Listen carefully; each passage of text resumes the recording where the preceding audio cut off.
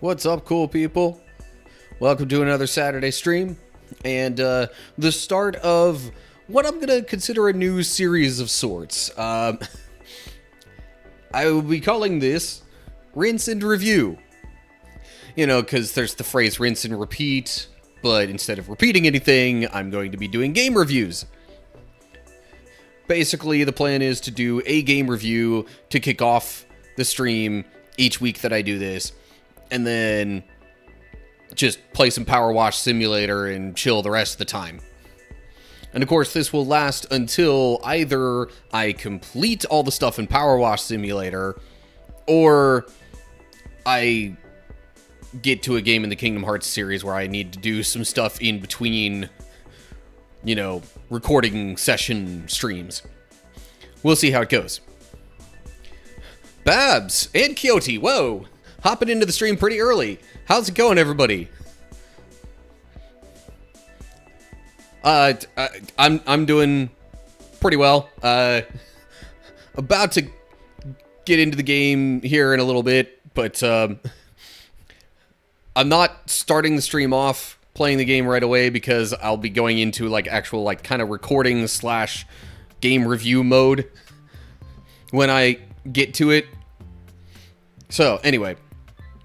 So yeah, I figure what better way to start off this whole rinse and review series that I'm starting up than to actually, you know, review PowerWash Simulator itself. I'm good. Have 1 week from today. Nice. That's really good to hear, Babs. I'm guessing based on the 1989 in your, username, that's the year that you were born, which puts you very close to my age. But there's no specific age to be baptized. I think a lot of Christians would agree that it has more meaning if you're of an age where you can understand what it means. But otherwise, there's really no limits on the age of being baptized. So anyway, great to hear. I would really like at some point, not that I need to be the one to do this, but I mean, it's always great to hear about people getting baptized, but if I'm part of bringing someone to that point, that's just, yeah, it's that it means that much more. And it means whoever's involved in getting the person to that point is doing something right from a Christian perspective. Anyway, Kyoto says, struggling with some grief fatigue. Just hopping into streams to keep my apartment from being too quiet. Sorry to hear that you're dealing with that grief, and I assume the fatigue part of it means that you've been dealing with some grief for a while, so sorry to hear that. If there's anything that I can talk about or pray over for you, just let me know. Cousin died last week. That's... Yeah, I mean, closeness with cousins can vary from person to person, but especially if they were close, then that's especially, you know, saddening to an extent. But yeah, now granted, even while I'm doing the whole game review portion of things, I'm open to discussion on stuff. That just might end up leading me to, you know, in the eventual edit of the review, just edit out that portion, but it's still totally fine. So don't let any of my plans, you know, put a damper on the conversations.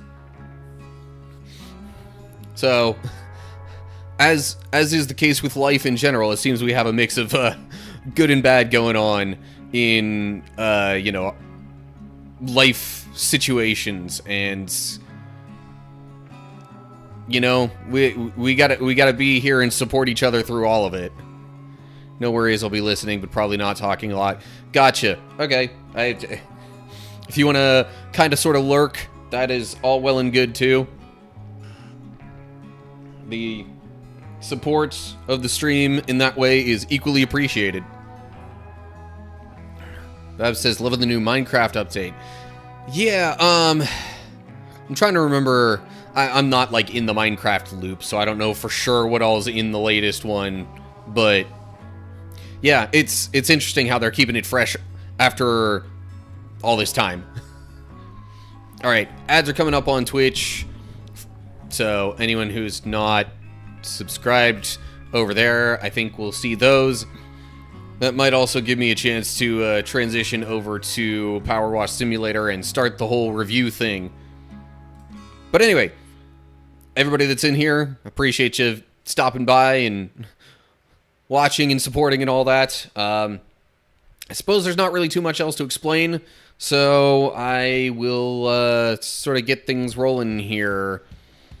Let me go ahead and pause the music that I have going on in the background because I don't want that to get in the way of game audio as I'm doing that. Also, love how Twitch likes to say ad starting soon for a while, and then it doesn't. Okay, now that that's actually rolling, I suppose I can boot up the game and get into things. Hopefully it's not going to glitch out on me. It kind of caused some issues within the past 2 weeks, I'll say. But it seemed like it might have been connected to a specific job in the game. So hopefully that was the issue and it's not just like the whole game is being janky.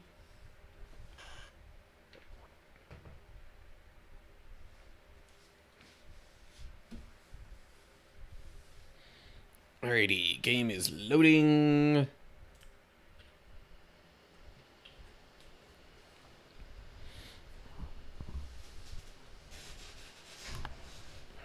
Alright. And of course, what better place to start off the review than from the start screen?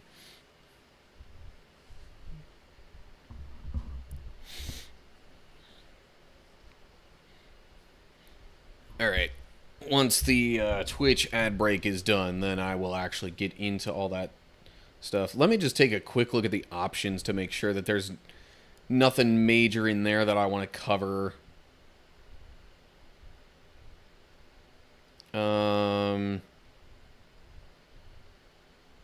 Not really too much. Nothing that screams like extra accessibility or anything. Okay, anywho. Alright. Time for the review. Which should probably be in like the 20-minute range, I would say, depending on conversation stuff that happens in the meantime. But, yeah. Otherwise, let's get rolling here.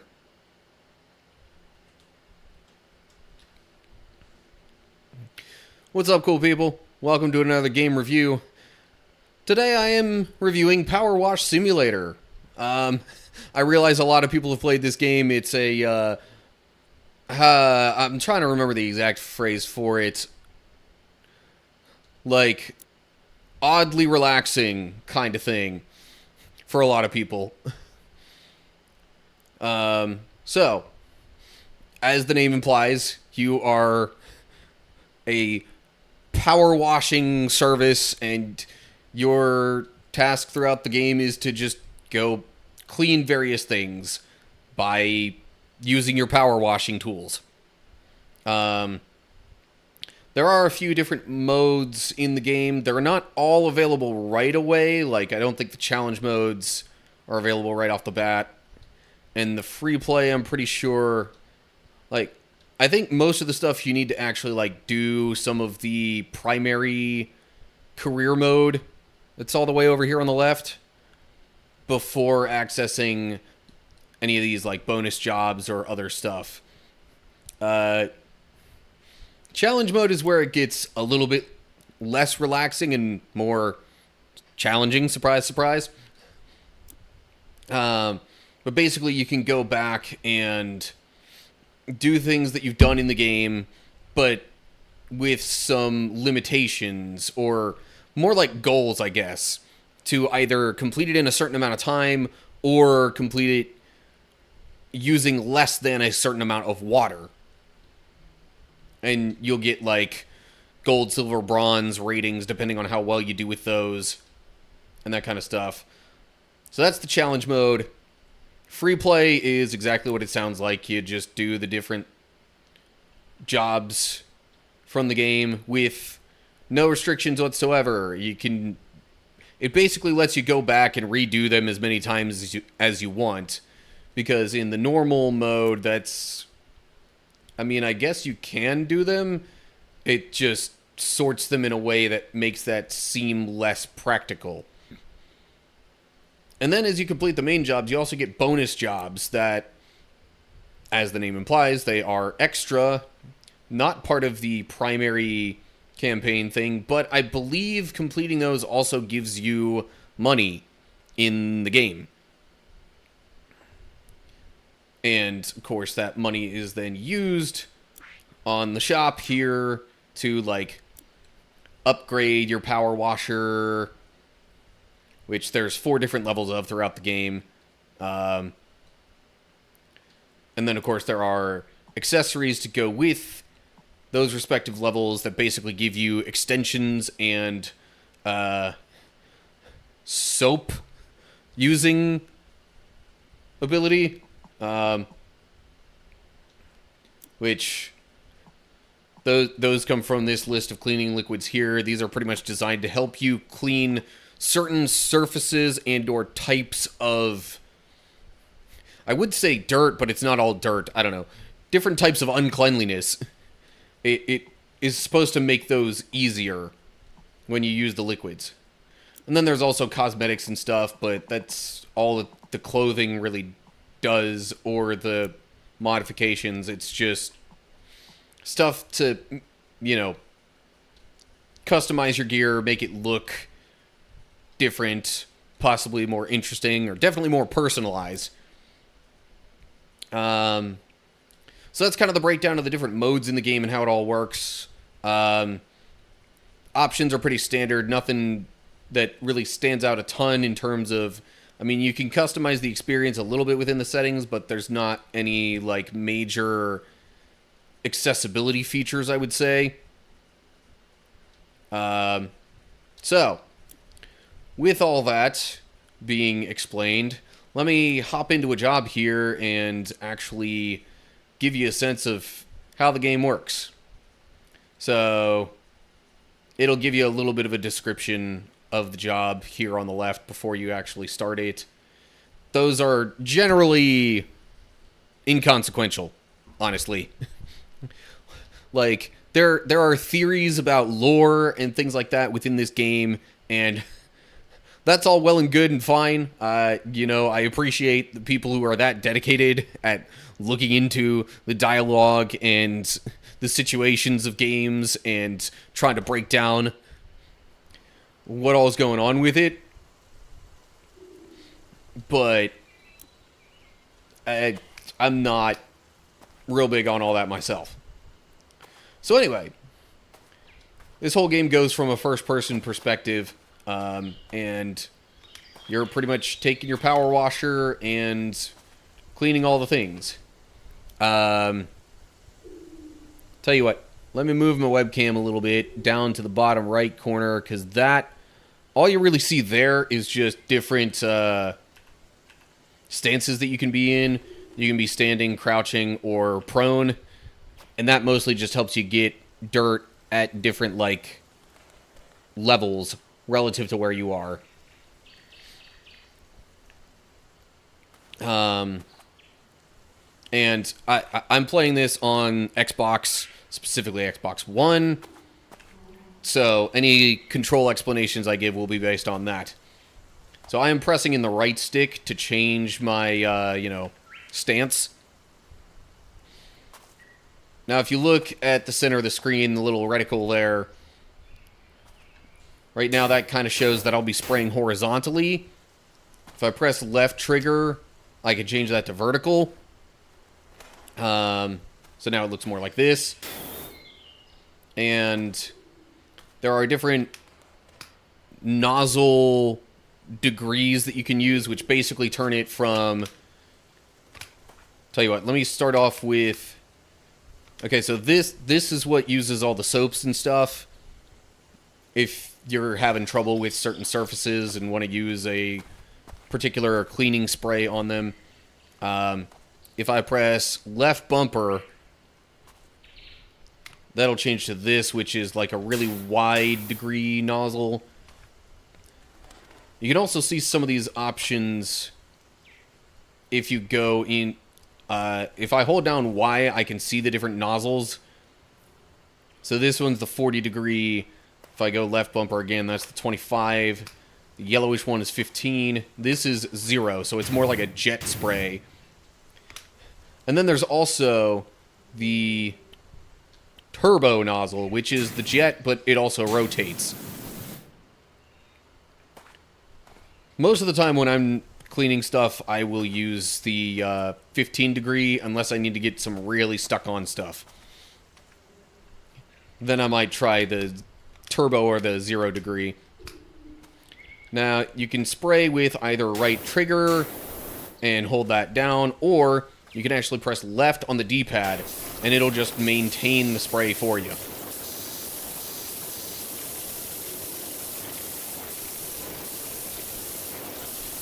Anyway, occasionally you'll see messages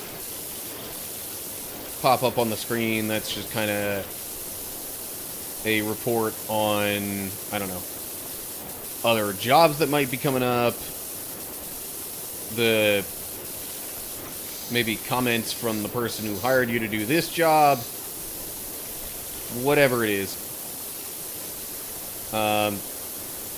So movement's pretty standard. Move with the left stick, aim with the right stick. There is also, if you press up on the D-pad, that'll do it like this, to where you just kind of stay with a mostly static field of view, and then you can just kind of stay still and spray from there. I don't use that view a whole lot, because it generally doesn't allow you to cover a very wide area.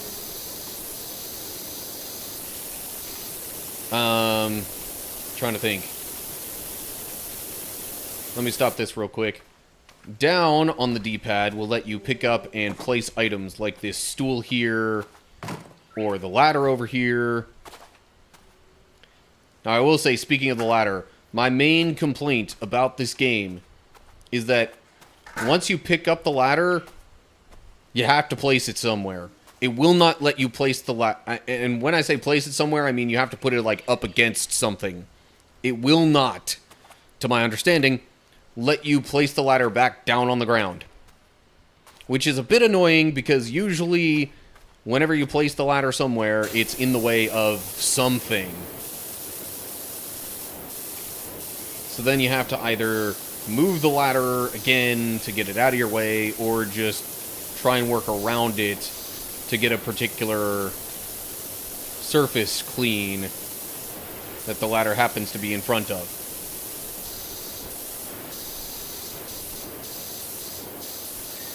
So anyway, that's pretty much the general gist of how the game works. If you look at the top right corner, you'll see that's the, money that I've earned and have available in the game. And as I clean certain sections within the job area, right underneath that you'll see, okay, you earned $3 for cleaning this thing, or something like that.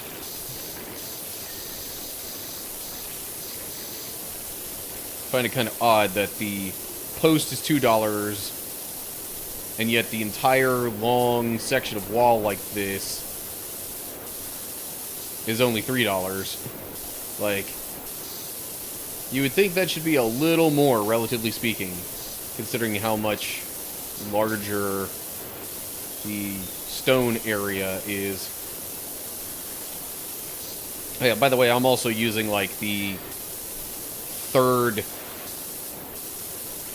set of power washing equipment in the game, so this is not just the basic stuff.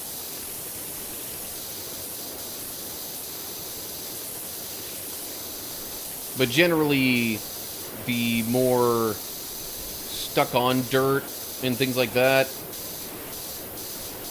you know, only become more frequent later in the game.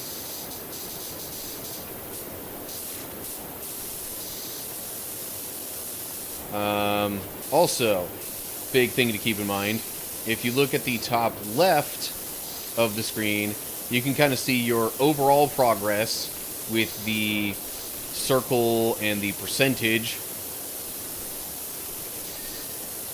and the other kind of meter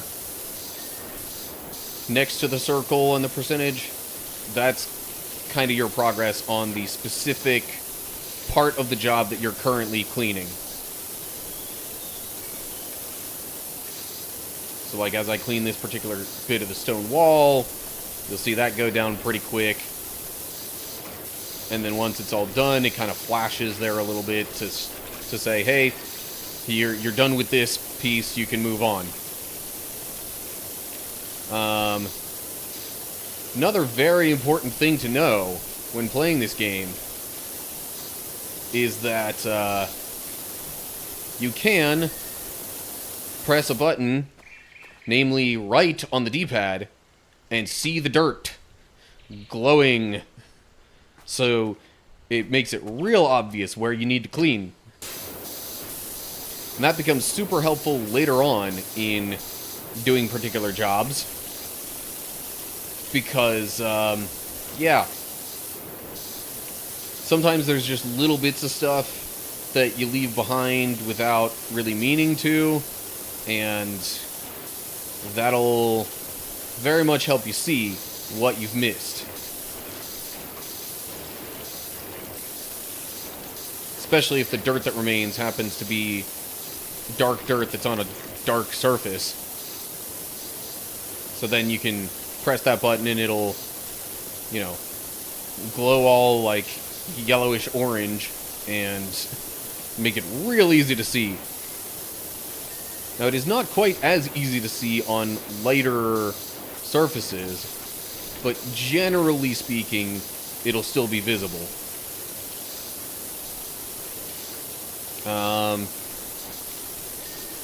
Alright, let me go ahead and just finish up this outer fence and wall area before I hop into the next thing. So, if you press start, it'll bring up, you know, your menu of things. This right here shows you a list of all the surfaces that need to be cleaned for the given job you're working on. And if you pick one of them, let's say I pick Windows here, and select it with A, and press start to back out, it'll then make that surface glow. Also really helpful when you're trying to finish things up at the end, and you're like, where even is this surface? Where do I find this? And then deselect it with A and all that. If you press B from here, it will take you back to, like, previous things like the job selection screen and all that. I've done that countless times without really meaning to. I'm thinking, oh, B is how I exit the menu. No, the best way to exit the menu is actually hitting start. To just go straight back to the job. Speaking of B, if you hold B while you're in the middle of a job, you can select any of the cleaning liquids. I mentioned Y does the nozzles. X will give you extension options.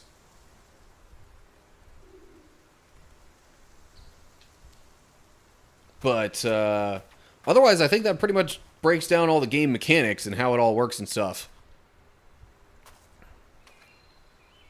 real quick, thanks for the follow, Majin? I'm not sure if I'm pronouncing that right. Anyway, appreciate the follow over on Twitch. Close. If you can spell it out phonetically, feel free to correct me on that. But anyway, thanks for the follow. Welcome to the stream. How you doing?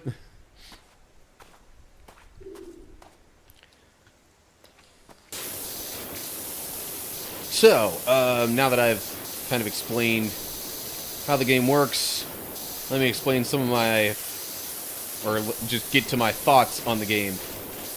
As a whole, this is one of those games that I think a lot of people find as a quote-unquote guilty pleasure. Kind of like the oddly satisfying stuff you might find online.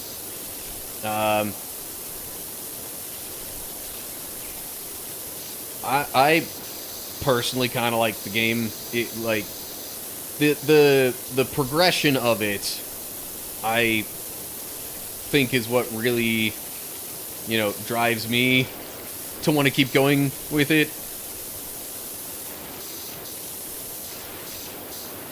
But yeah, I guess after I complete all the jobs and the challenges and stuff like that, I could see it losing interest for me real quickly. Don't know if that'll be the case for everybody, though. Some people just really like watching power washing stuff and all that, and I could see them maybe wanting to do it themselves to an extent in this game. Real quick. So, Mage Lin. Is that how that's pronounced? Okay. I thought I might have seen an L in there, but with text being close together, can't say it's super easy for me to tell. Close enough. Alright, well, I mean, if you're good with it, just know that unless and until you correct me further, that's probably how I will be pronouncing it in the future.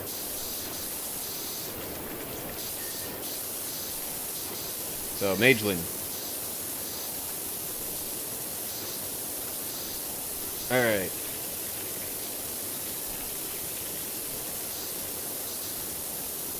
Almost done with this. Alright. It's correct. Yay! I got it right.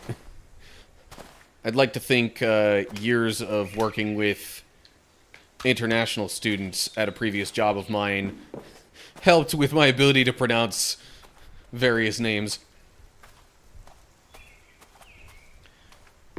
But anyway. Alright. Going to maybe wrap up my review thing, which don't worry about possibly interrupting what I'm doing here. With the power of editing, I can remove any extended conversation that might not be part of the review that I'm in the midst of recording.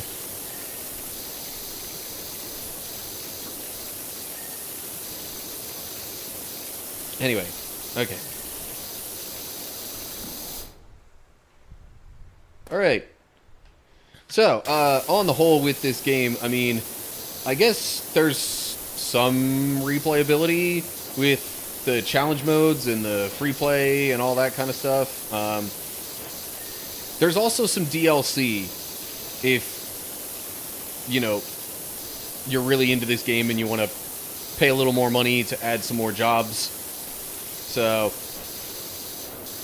honestly, on the whole, pretty solid game. Like, this is about the best thing that I could expect from a game called PowerWash Simulator. Again, my main gripe with the game is the whole thing with the ladder. It starts off on the ground. Why can you not set it back on the ground? But that's really just a minor inconvenience on the whole. So, overall, if I were going to rate this game on a scale of 1 to 10, pretty solid in my opinion. I'd give it somewhere in the realm of like an 8. It's nothing like flashy or fancy, but I mean, it does what you expect it to do, and it works reasonably well. There's enough things to keep you occupied for a while without it like dragging on forever. So yeah, if you're interested in something like this, go check it out. I'm not sure what the current price is. I'm playing this, I think I just downloaded it free with I think this was a Game Pass Core option. So yeah, if you're on Xbox and want to check it out, there's something to look into. But otherwise, I think that covers all my thoughts on the game. So yeah, hope you enjoyed my little review of PowerWash Simulator here. Hope you'll tune in for more in the future. But until the next time I see you, stay cool, people. Okay, recording is done. Now I will just be playing this game for fun and engaging with any chat along the way.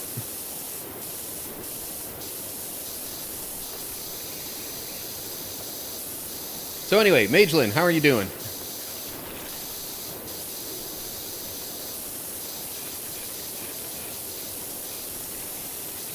Pretty good? Good to hear, good to hear. Anything in particular that's good recently? As for me, I am also pretty good, I would say. I just kind of wrapped up my first full week back from being on a trip. I went to see my family because my little sister graduated high school. And, yeah, it was a good trip on the whole. But it took me a little bit to get back into the groove of, you know, my main work stuff and all the streaming and content creation and all that. But, you know, I think I've pretty well settled back into it now. Yeah, so, when I say a trip to see my family, I mean, like, I live 1,500 miles away from most of my family. The entirety of my immediate family, in fact. So, it was, like, 3 months in advance, I planned for it, booked flight tickets to be there for a little over a week. Made sure I had a couple of days cushion on either end of the graduation ceremony and subsequent party. Yeah, well, I'm originally from Pennsylvania, and that's where my family is. I'm currently living in Texas because previous jobs brought me to this area. Well, one in particular, actually the boarding school job that I mentioned where I worked with the international students. That was what actually brought me to Texas.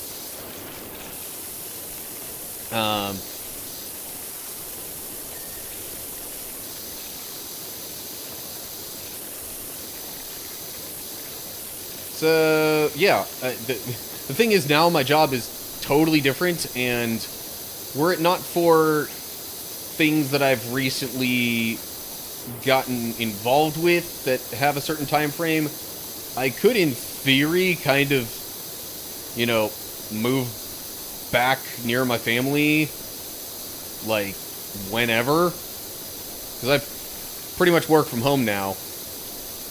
Not doing this. Not yet, anyway. The money I make from this is very, very little compared to my actual work. But I do work from home now, as of, like, 3 months ago. So, yeah, it's something to consider once I wrap up my commitments in the area here. The possibility of moving back on up to Pennsylvania.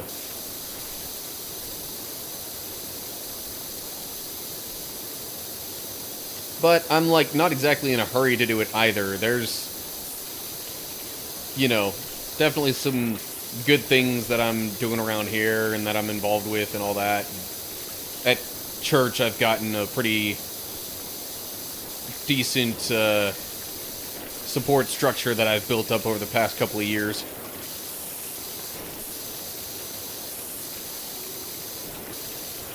So, you know. Again, it's a possibility, not necessarily something that I'm saying will happen as soon as I'm done with the obligatory stuff. Gotta go, but have a good one. Alright. No problem, Magelin. Thanks for stopping by. And thanks again for the follow.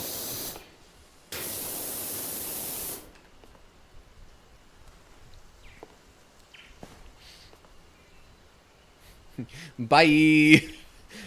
That's like how my one sister will usually say goodbye to me. Like, bye. Kind of like that one, oh shoot, what was it? I think it was a Cricket Wireless commercial or whatever, where they're all like kind of FaceTiming or something like that. There's an awkward pause and then one of them is just like, okay, bye. That kind of tone is her typical farewell to me. And also, likewise, my typical farewell to her. Not the same sister that graduated, by the way. Or that just graduated. But anyway, details. Alright. And now that I'm out of review mode, perhaps I can get to a little bit more relaxed tone of voice. Otherwise, I'm going to make my throat sore. Probably.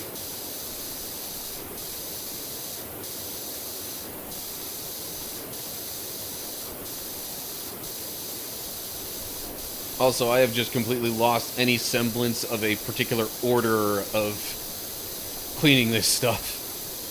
I started with the, you know, wall on the outside. Yeah, sure. That was fine. But now it's almost just like, okay, there's dirt here. I'm just gonna, like, while I'm here, I will just clean the dirt that is near me.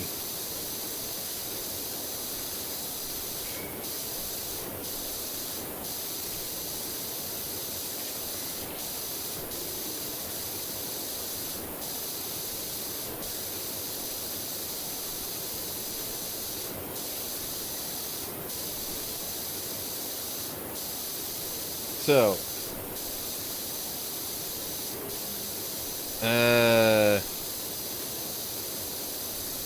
hey, Sarah Jane 20, thanks for the follow. Man, I am so glad I added the Stream Elements bot back into my stream and actually put it on Twitch. I had it on YouTube before, wasn't really doing much, probably because I hadn't set it up for much. Now that it's, set up with Twitch, though, there's some stuff it just automatically seems to do that I didn't really have as readily visible for me.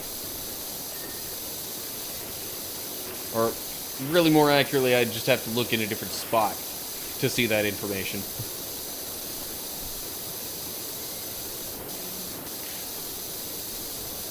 But, anywho.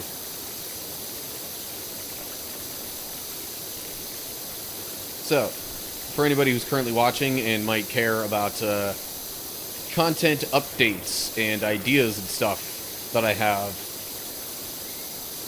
churning around in my head, not next week, but the following one. So, basically starting the 24th. For the majority of that week, I am thinking I will do sort of a full-time streamer preview week, you might call it. That is the week of my birthday, by the way, and that's sort of what I'm doing to make it a little extra special. So basically, what that means is that I will be doing live streams more days than not throughout that week. Pretty much every day except Wednesday and Sunday, because those are the days I figure I would most likely not stream if I were doing this full time. Sundays I would not stream because I want to take it easy and church. Wednesdays I would not really stream because of most of the school year helping out with like youth group stuff at the church I go to. And Tuesdays are also my current like recording session streams, where I typically do a whole lot more than where I typically record, I should say, a whole lot more than I just did. Those are typically like, alright, I record like an hour's worth, roughly, of Bible study, and then like 2 hours worth of Let's Play style gaming stuff.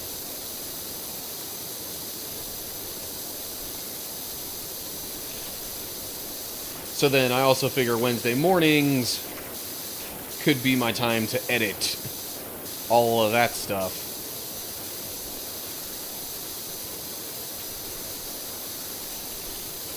And, you know, maybe time allowing throughout the week,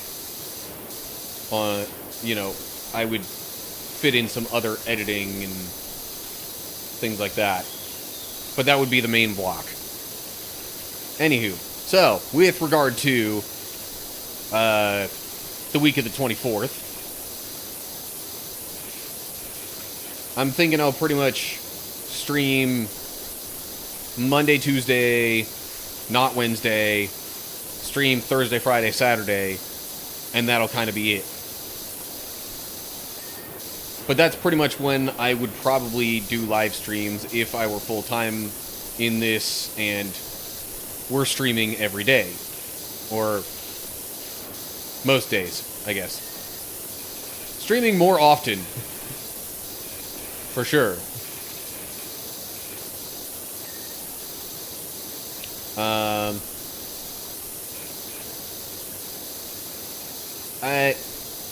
If I actually went full-time with it, I would probably have, like, specific themes in mind for each day of streaming.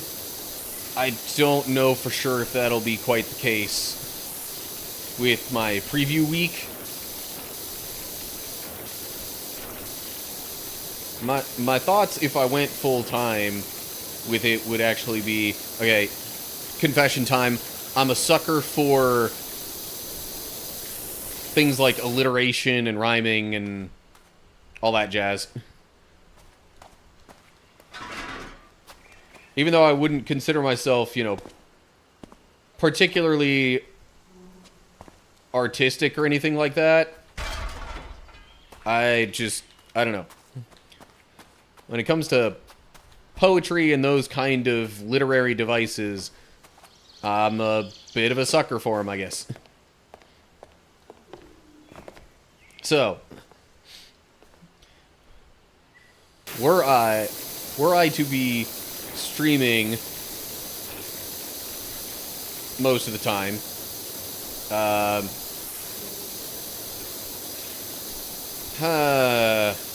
just had to think, because if I'm not doing Wednesdays, that actually changes the one thing that I had in mind that I was going to say, but in any case, Mondays would either be, I would probably either be playing Magic the Gathering, specifically the Magic the Gathering Arena game, which, if I'm going to do that, I need to reinstall it. I played it for a while, but then, like, trying to keep up with stuff just became too much of a hassle for me. It was... There was a phase where it might have been a little bit unhealthy how much I was playing it. So I got rid of it. But anyway, so... Yeah, my idea would be to have Magic Monday. Either that, or because Wednesday's off the table, there's a specific game that I play called Gems of War, which is like a match 3 sort of thing. It has like weekly updates all the time. All sorts of new stuff constantly going on with it. So, if I didn't do Magic on Mondays, then I would probably do that and call it Matching Mondays instead.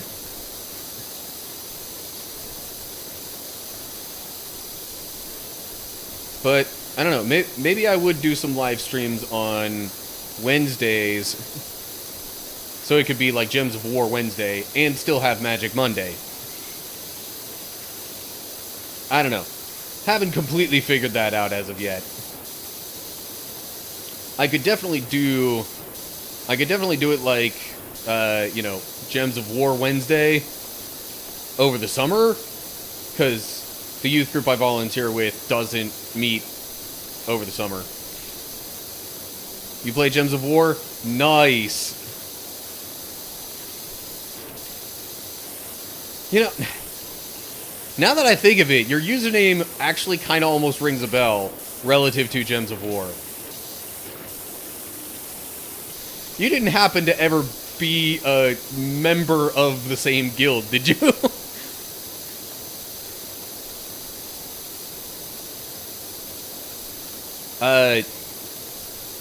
For reference, I go by Conroy on there, and my main guild that I've been in for most of the time that I've played the game and been in a guild is, I think it's just called Family Matters.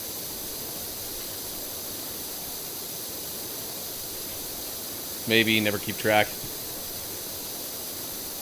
Or it's just a name that rang a bell because I've, like, fought a team from someone of that name in PvP multiple times or something. I don't know.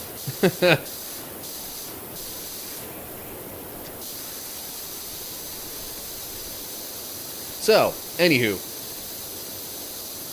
I am getting all sorts of sidetracked with explaining my, full-time streamer preview week. So,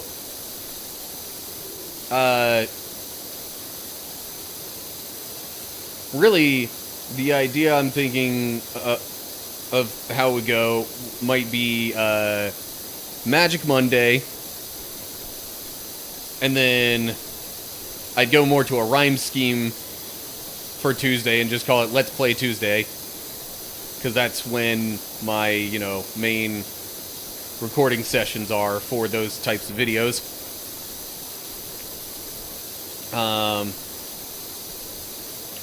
Wednesday, if I streamed, would be Gems of War Wednesday, for sure.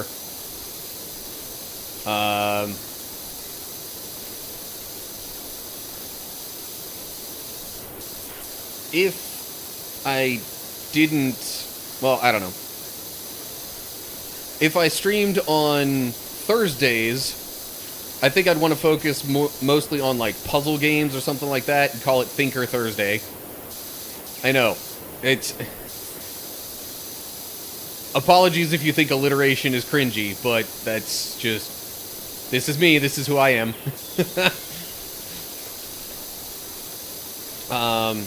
I don't yet have a, like... theme name idea for Fridays. Or really Saturdays. That would fit the, like, rhyming or alliteration kind of thing.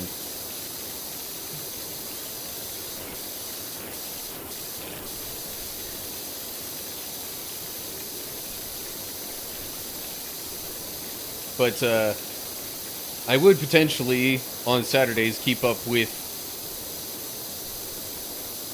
the current kind of theme of, like, doing a game review and then just something else to chill and chat for the rest of the day.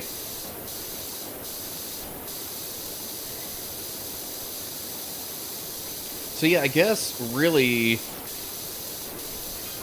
in the grand scheme of things, because of my lack of rhyming or alliterative devices that I can think of, it would make the most sense to actually not stream on Friday.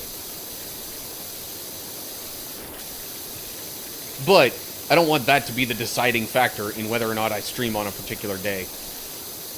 Because there are far more practical reasons to stream or not stream on certain days. Like volunteering with things most of the year. And that's the main reason why I'm thinking I would not stream Wednesday.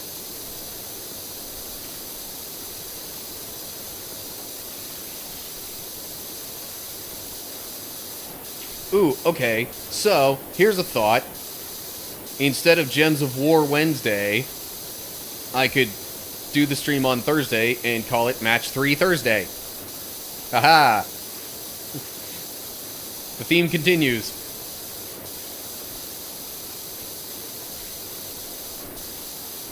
And I still get Gems of War in the mix.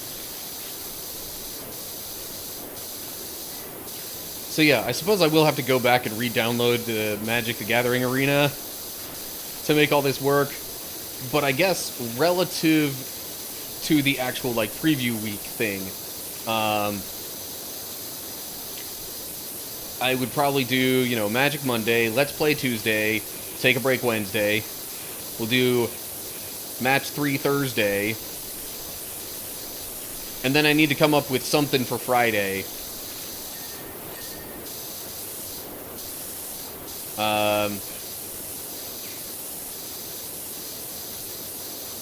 Shoot, just call it Fun Day Friday and say that it's all sorts of random stuff. I don't know. Or Free Day Friday. Is this thing clean? No, why is it not getting clean? I don't know. Anyway. Saturday. What would I want to call Saturday, though? Now, there was a previous time in my stream history when Saturday was designated for Bible studies, and I'd call those study stream Saturdays.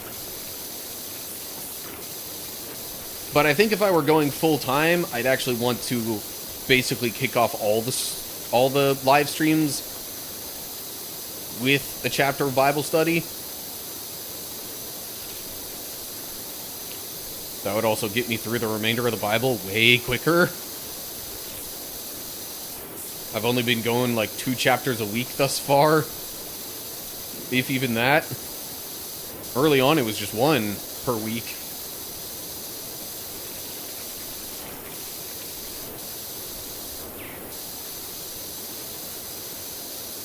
Plus, then, you know, for the more, like, chill stream days, it would leave a lot more time and room available to discuss whatever was covered in the Bible study.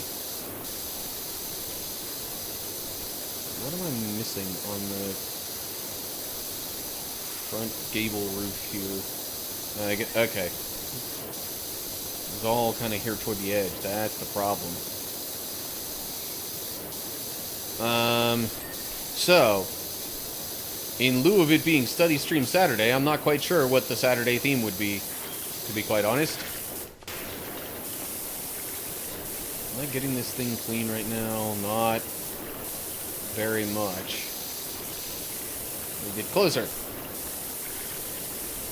No. Okay. See, this is when a more practical person might say, alright, this thing's metal, I clearly need to use the metal cleaner. But I'm too stubborn, and the cleaning solutions cost money.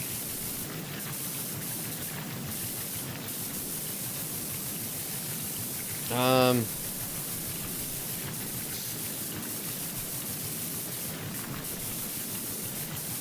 So...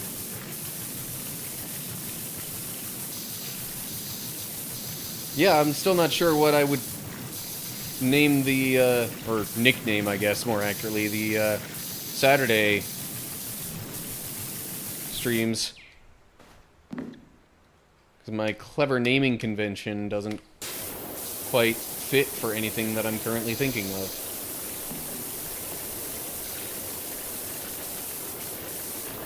Maybe I should air quote clever on that.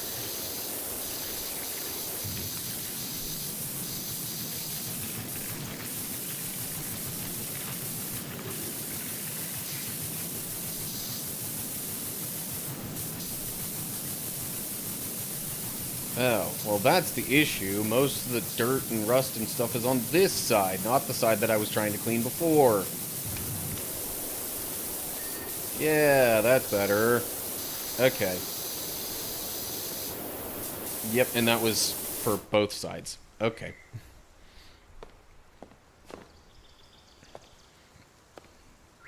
So yeah, I'll need to think a little more about the name for the Saturday streams, but... Anyway. Otherwise, I've pretty much got a whole week's worth of stuff planned out. Why else? Welcome. Glad you could join. Cute cottage house. Yeah, definitely got that almost storybook vibe without being like too far that way. Anyway, do I play superhero games? Not particularly. Reminds me of the Seven Dwarfs house. I forget if you saw Wywouse, the one earlier stream I did where I was literally cleaning the giant shoe house that was literally supposed to be like from the tale of the old lady who lived in a shoe.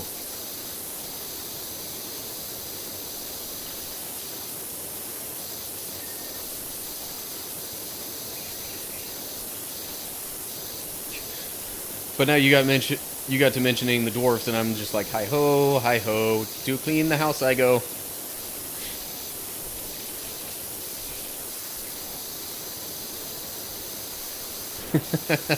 Anyway,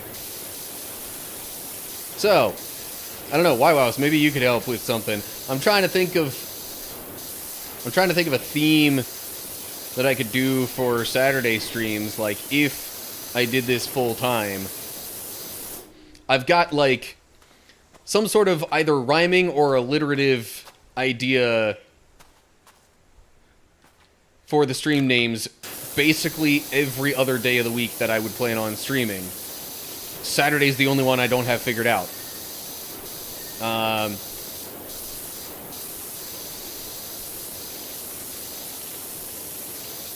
I mean... If I thought it was going to be extra long, I could just call it Super Saturday, which, who knows, if I was full-time, maybe it could be. Maybe I could just stream, like, the majority of the day, and have that be the main shtick for Saturdays.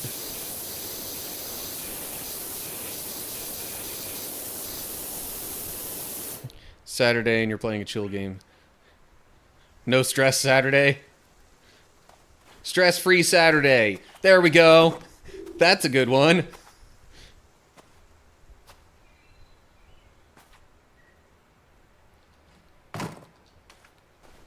I'm open to maybe playing a particular game on Saturdays, but also not realizing it has to be like that. Stress-free Saturday, I kind of like the idea of, though. This door still needs to be clean. What am I missing on the door? Oh, jeez. Oh, it's the metal stuff here. Okay, hang on.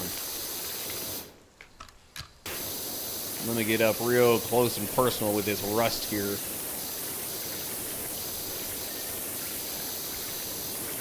There we go. Door is clean.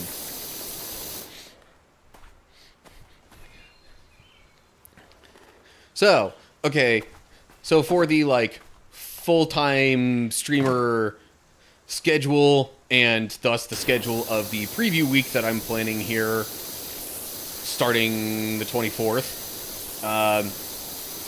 we have ideas of Magic Monday, in which I would play Magic the Gathering. Now, the only one that's not alliterative would be Tuesday. I'm calling that Let's Play Tuesday, because that's currently my normal Let's Play recording session anyway. So, and plus the games will be varied all the time with that.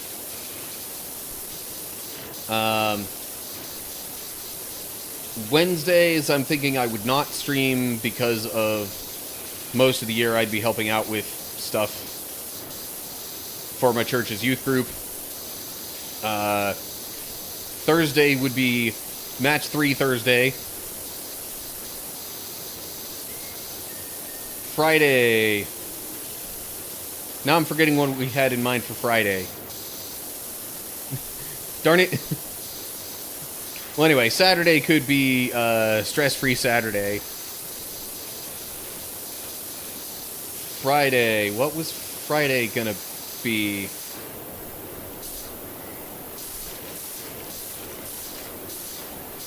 Did we settle on anything besides just, like,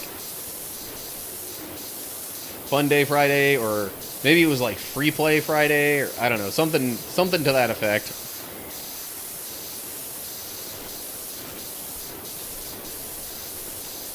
Basically, those would also be kind of a little more random.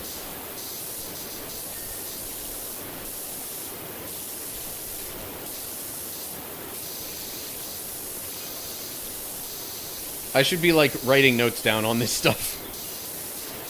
Although, most of it I kind of already had a sense of what I wanted to do and call it. So, eh.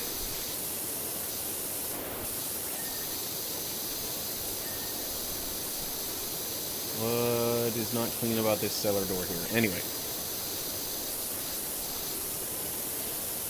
So I've got, like, a sort of a cursory introductory announcement video thing about the, you know,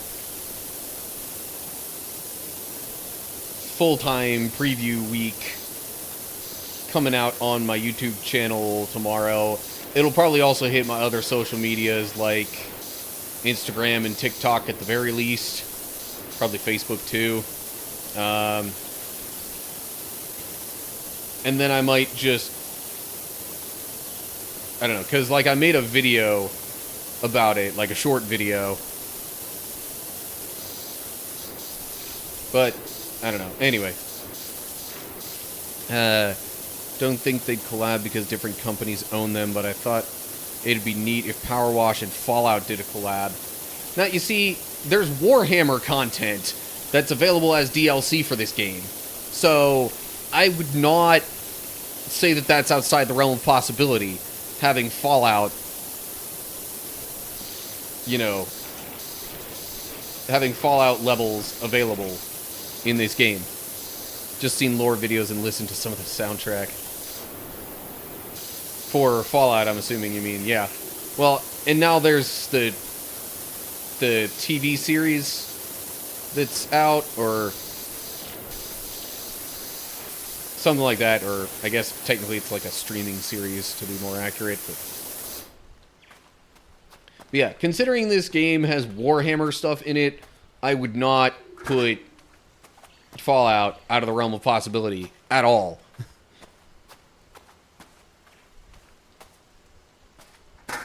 I just don't know when the last time this game actually had an update was.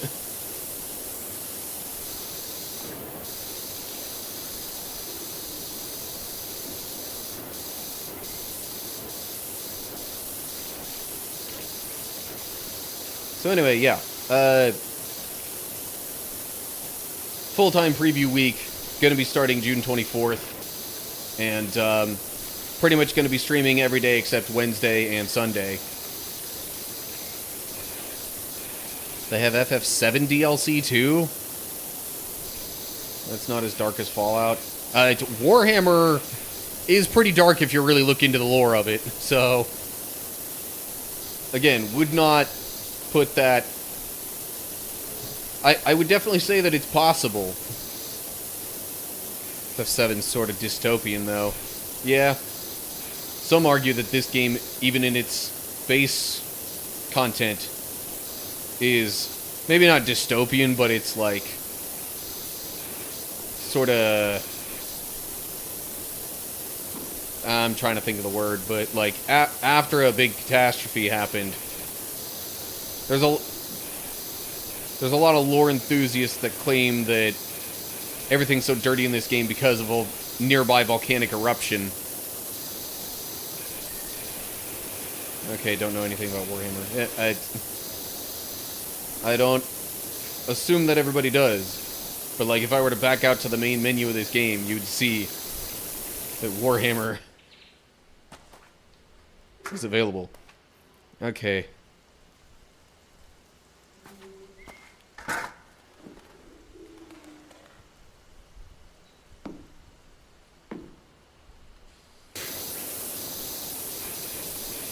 Okay, what still needs to be cleaned on this frame? There we go.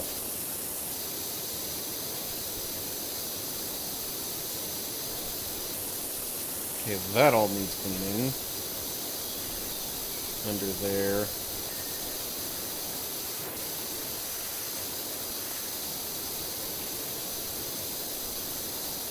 Now I've got myself up too high and far away from some of the lower dirt there. Can I get this stuff over here in the meantime? Seemingly not very well.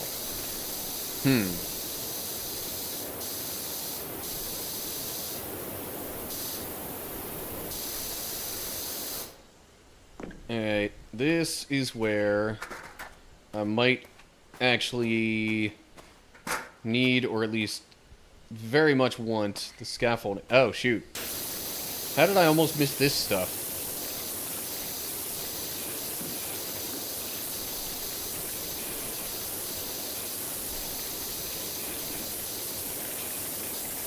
Hang on. The stool is probably better for this. I'll just take that thing, plop it on over there.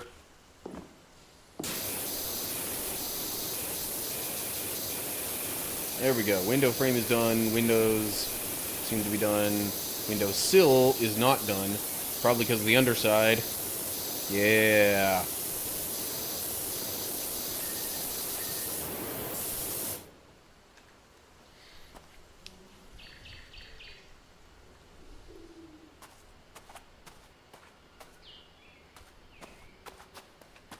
Alright. Am I going to be able to place this on the side here? Doesn't really seem like it. Wait. There we go. Haha!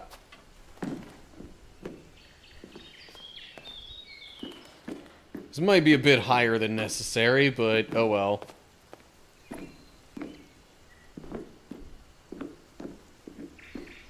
Or maybe not.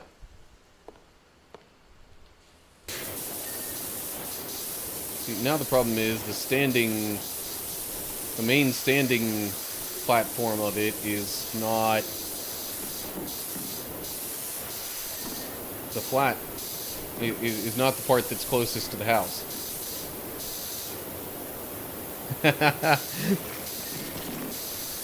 Nice, I like that clip. That might be one I download and share to other stuff later.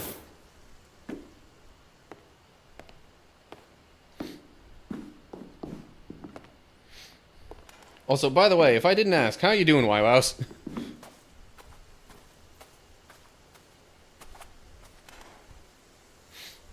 Did I see the clip? No, I just... I vaguely remember what I was doing in that clip.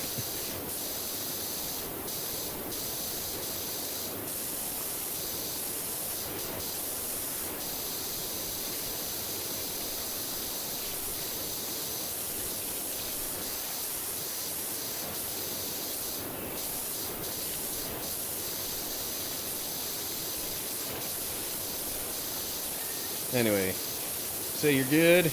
Good to hear.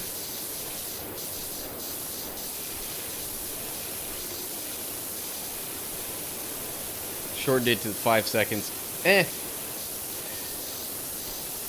Half the time when I'm making, like, you know, short video clips that I share elsewhere, I usually end up adding some commentary for context anyway. It's less than 5 seconds, but Twitch won't let me cut more than that.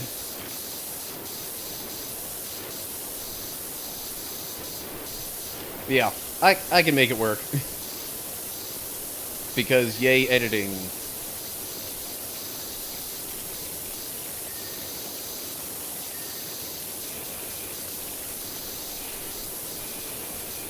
In case you didn't know, I started off making YouTube videos well before I ever did any live streams. In fact, my live streams started off mostly just as an extension of my video recording sessions.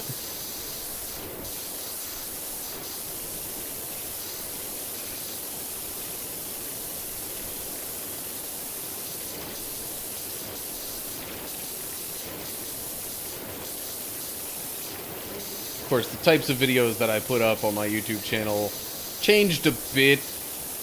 Okay, actually a lot, especially kind of early on.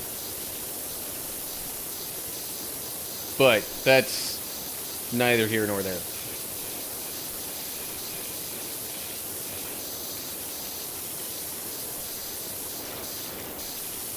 A lot of newer content creators nowadays start off streaming and then integrate edited videos later. Yeah, that seems to be the case, because, like, I'm pretty sure most people's view of it is that streaming is easier than actually editing things. So they'll start off just streaming, and then, you know, they'll start bringing in clips from their streams and highlights and whatever, and just plopping that onto a YouTube channel.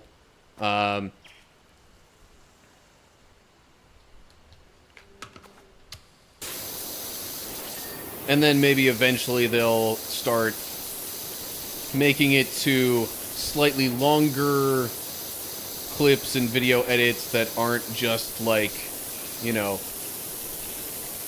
compilations of, you know, 5-second moments here and there.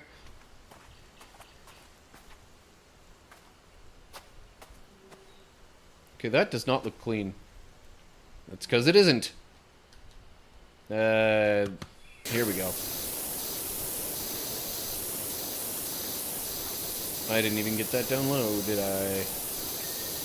Okay.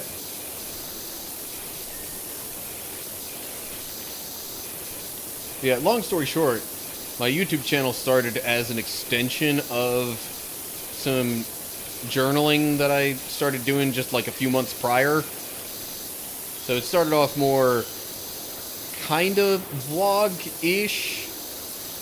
Really, I think it would have been more accurate to call it like topical slice of life. I don't know.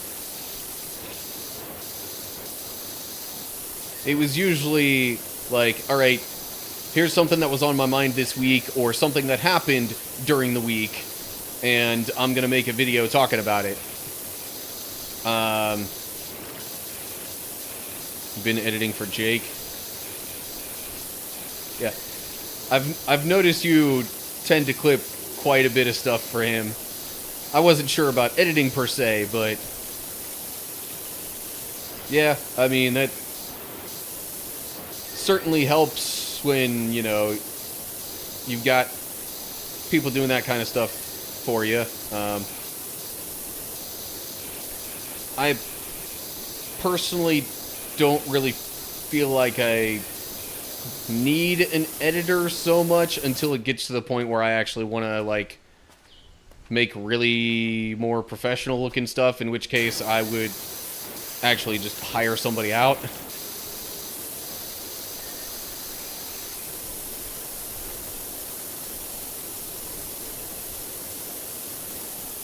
I like hearing about my YouTube progression. Yeah, so anyway, started off as like vlog-based stuff, but then I was like, you know what?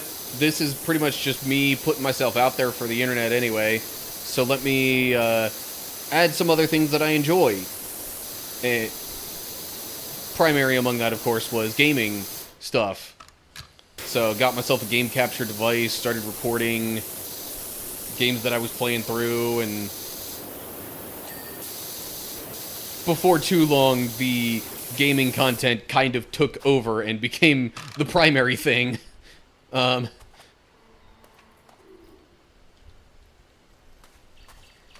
which definitely is not bad by any stretch. I mean, that's definitely... I'd say gaming is generally a more popular video genre. Although, maybe less so nowadays, I don't know. Only thing I really cut out is long, awkward silences most of the time, though, or if it gets repetitive. Yeah, I usually try to make sure that, like, if I'm playing a game, like, I'm doing a boss fight in a game or something, that I'll typically edit out any more than one failed attempt at a boss. Or similarly, if there's like a puzzle that I'm majorly stuck on, anything like that, I try to edit that stuff out. But otherwise, yeah, I pretty much just... I don't think the adding more professionalism to my editing would be so much a function of taking more stuff out, so much as it would be adding more things in to just, like, be more eye-catching, or, you know, keep people's attention better.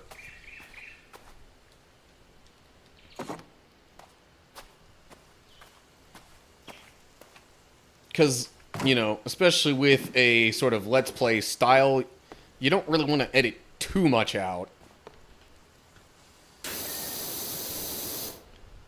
And I've talked to somebody else who edits for another channel that is more Let's Play style, and they said, yeah, it's kind of odd trying to edit for that, because you don't want to leave too much out, but you don't want to have it, like, stretching too long most of the time.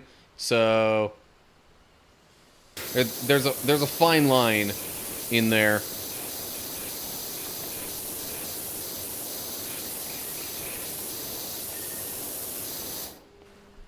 But anyway, back to my content journey.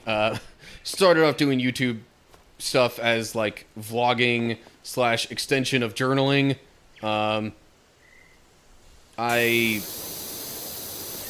then shifted to gaming as sort of the primary focus within, I'm going to say, a year or two. After that, I mean, it's definitely a more recent thing that I started integrating Bible studies and also including streaming and, like, short clips and whatnot. So really, the main changes lately have just been adding more viewing options to the content strategy.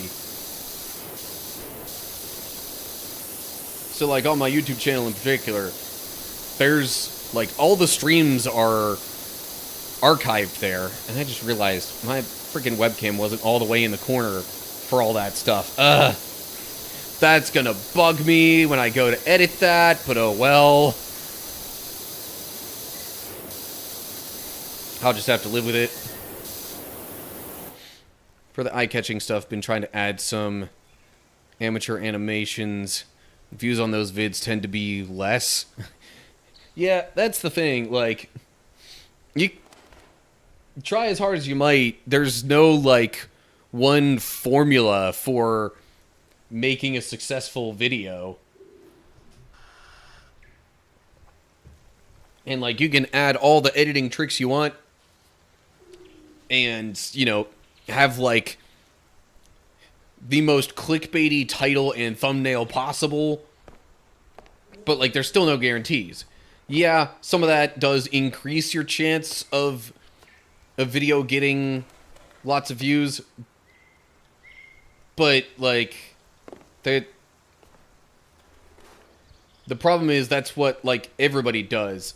And so if everybody does it, then it looks similar to everybody else when you do it, so it still doesn't really stand out that much.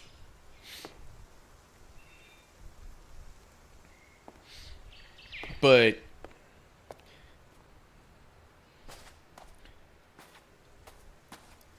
I guess that's all I would really be thinking of doing,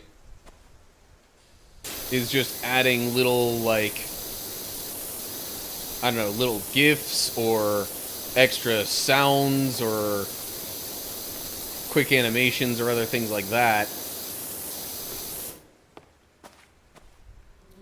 That's all the more I'm really thinking I would do relative to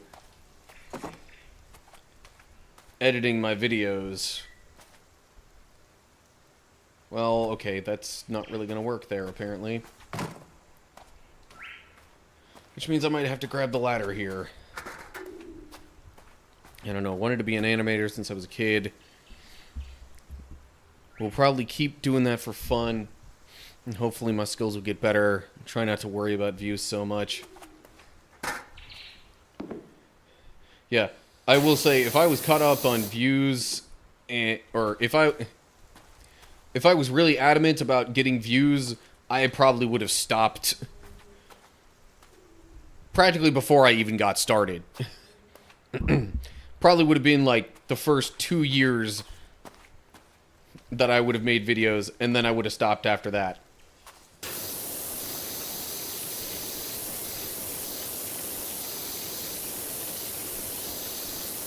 But I don't know. Things are the way they are, and it's not like I can, you know, it's not like I can know for sure what would have happened had I done things a little differently.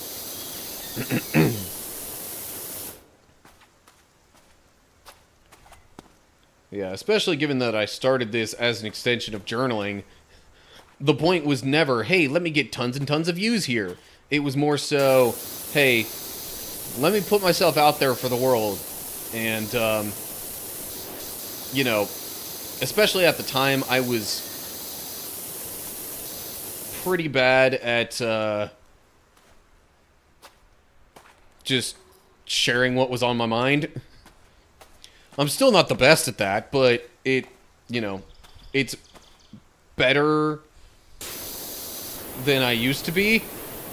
And I think just the amount of sharing my thoughts and making videos on it over the past, apparently, 8 years is roughly how long it's been.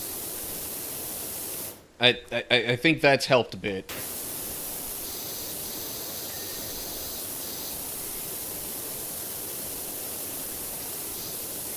And plus, I was like, at least in my family, I was like notoriously shy as a kid. My parents would try to like introduce me to somebody they knew, and I like couldn't even so much as say hi because I was that shy. So there's been a slow but somewhat continual evolution, I would say, since probably, I don't know, for a long time, that I have slightly gotten better with my social skills.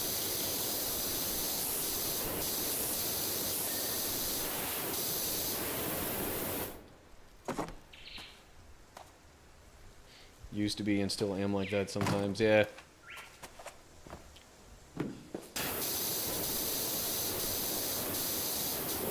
Oh, I thought there was still more of this to clean. Nope.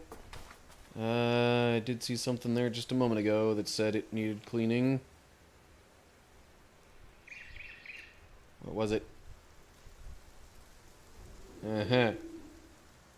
Another pillar here that needs We cleaned a bit better. Okay. Timber frame. More outgoing than I was as a kid. Less than I was 10 years ago.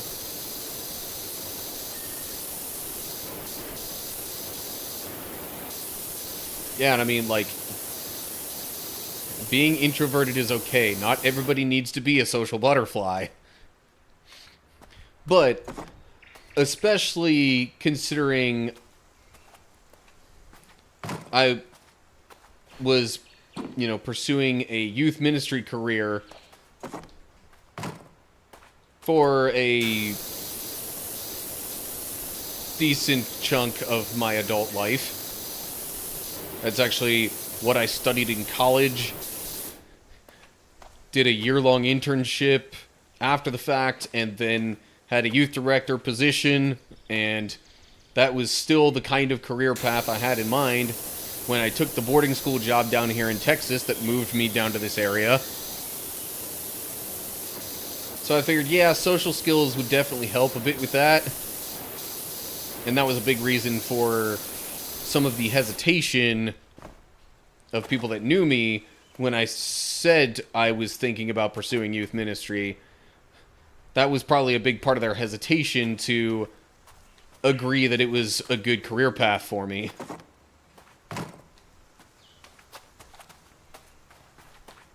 And I'm thinking they probably meant well, but at the same time, back then, still had a little bit of the teenage rebellion in my spirit. So, the fact that they also did not, like, try and redirect me to anything else, they just said, no, we don't think youth ministry is a great idea for you. That just made me more stubborn and want to pursue it all the more.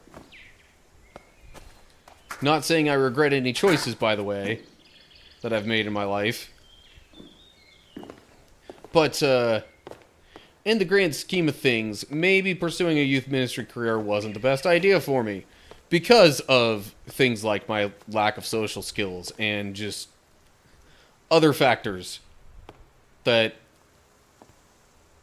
people were probably trying to get me to consider, but I just wasn't having it so much back then.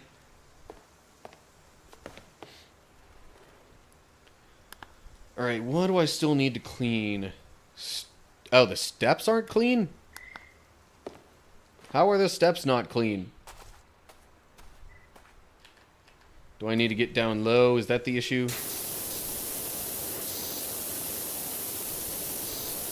Uh-huh.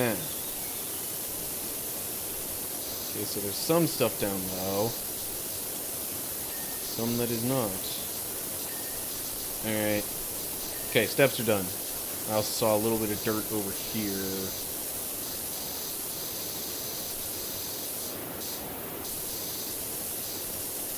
Yeah, that's PowerWash. You always forget one spot. Yep, pretty much. That's why when I was talking about it earlier and doing my review, I made sure, alright, let me mention all the really helpful stuff. Before I ever played this game, I think I watched Markiplier or somebody like that play some of it, and he literally never used the, like, show dirt button, or whatever you want to call that. Let's take a second to acknowledge the extreme dexterity of this PowerWash employee. Yeah, right? Maybe they actually wanted to be like an acrobat or a gymnast or something, but that wasn't making enough money, so they decided to turn to this as a you know, main gig, and then do their acrobatics or whatever as a side hustle. Because, yeah, being able to jump all over the place with or without ladders and just climb over all sorts of surfaces and also get down real low.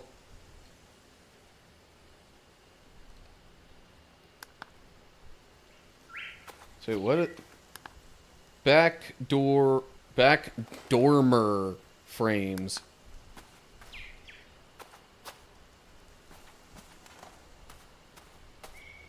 Okay.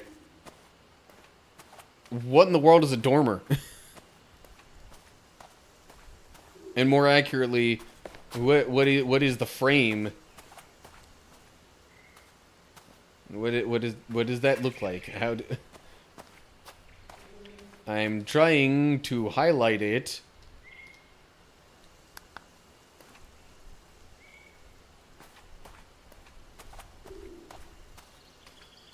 But it is not inherently obvious as I look around this little cottage. Ah, okay. That's what it is. Gotcha.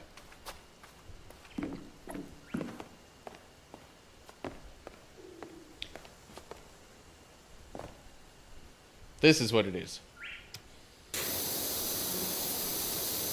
Yeah, I pay very little attention to what they actually call the different surfaces that need to be washed.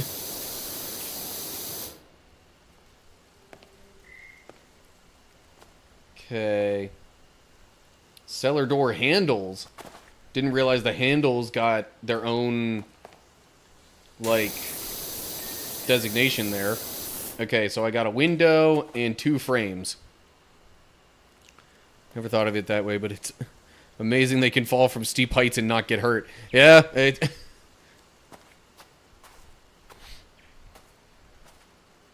okay. Which window is not clean? Hang on. That's showing clean. That is showing clean. Ah, this window is not. Hang on.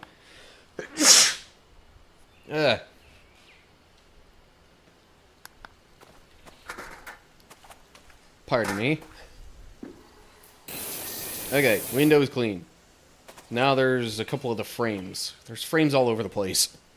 Which frames are we talking here? Timber frames. Oh, geez. I said there's a lot of frames. I didn't realize it was actually referring to something that there were that many of.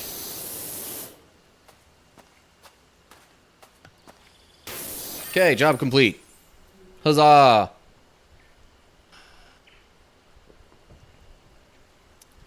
And that was the lower paying of the 2 main jobs that I had available. But it took me like an hour and a half.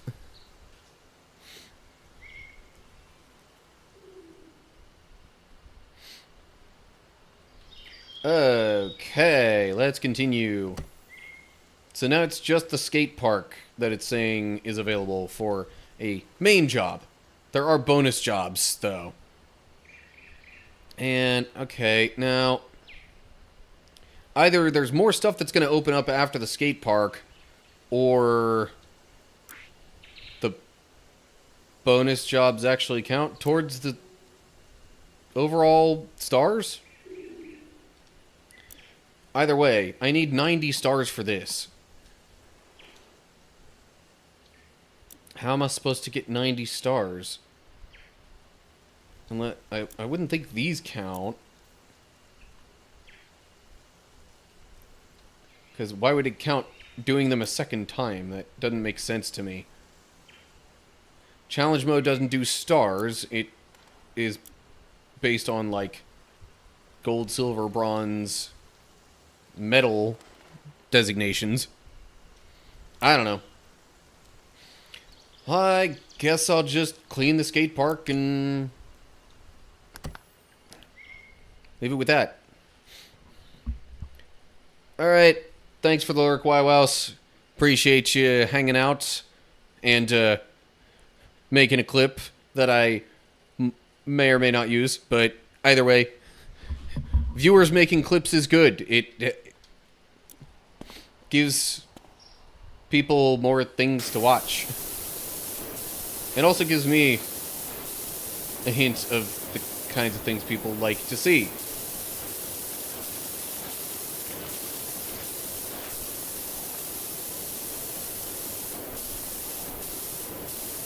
At least some people.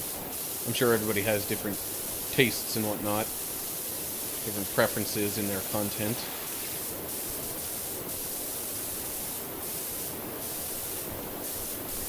But anywho, okay. For real, I mentioned earlier that I was going to try to talk in a bit of a lower voice to not strain my throat so much, and I very quickly got away from that because I don't know, I got excited about talking about some stuff.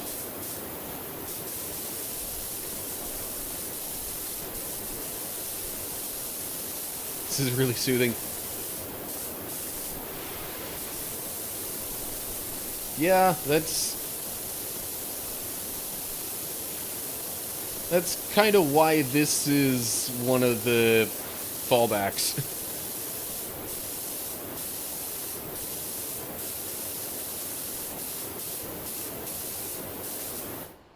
Can I actually go outside the gate?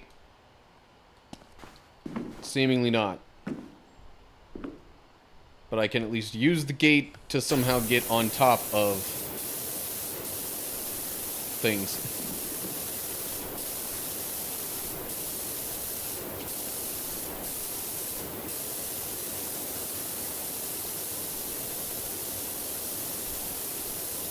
So, what am I missing from this wall? Why is it not clean? Okay, fine.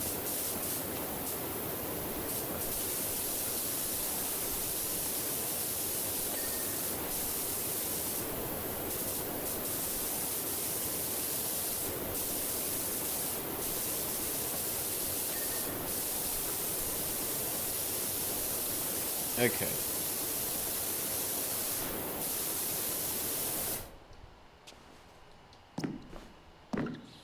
More jumping up on things to get to these walls. Especially this. This is actually up surprisingly high. For this just being a skate park.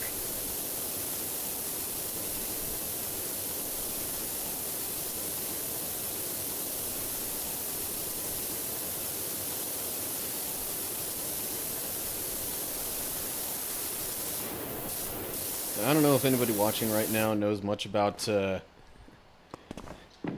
ASMR and that kind of stuff, but I could totally see if anybody was gonna do a like ASMR gaming channel, this would be a go-to game, I would imagine. Like, it fits that vibe really well.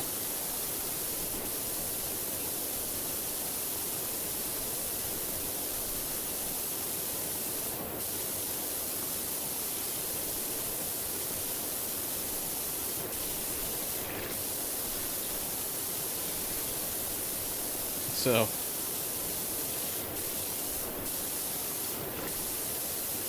story time, even though, you know, nobody asked for a channel point redemption for this, but you know what? This one's a freebie. So, while I worked at the boarding school job that brought me down here to Texas, we had to have like audio monitors on at night to like at least kind of sort of hear what was going on in the students' rooms. Oh hey, I was watching on YouTube. Howdy howdy. Yes, PowerWash again. So tired. Today's the king's birthday, so I've been watching. Gotcha. Okay. Happy birthday to King Charles, I guess. It is Charles, right? I'm not, like, I'm not getting my people mixed up there. I don't know, I don't really follow it as much.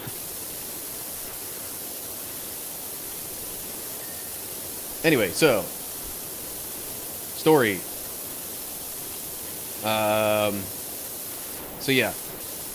We had to have audio monitors on in the houses that we worked in just to have some semblance of what might be going on you know, if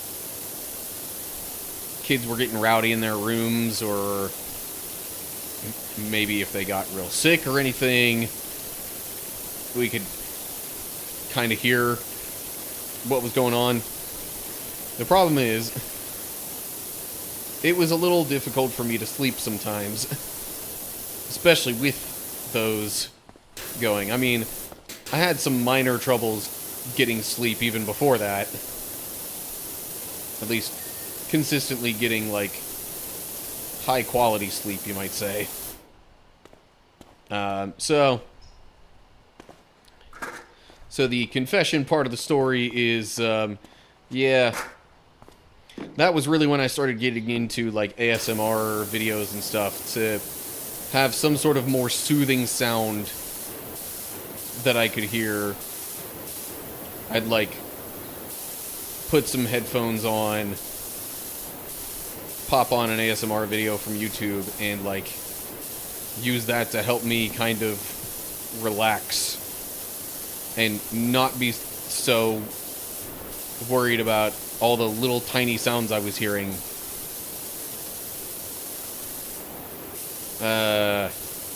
Al says, yeah, King Charles. Also the third King Charles we've ever had. Previous two were bad. Crazy and really...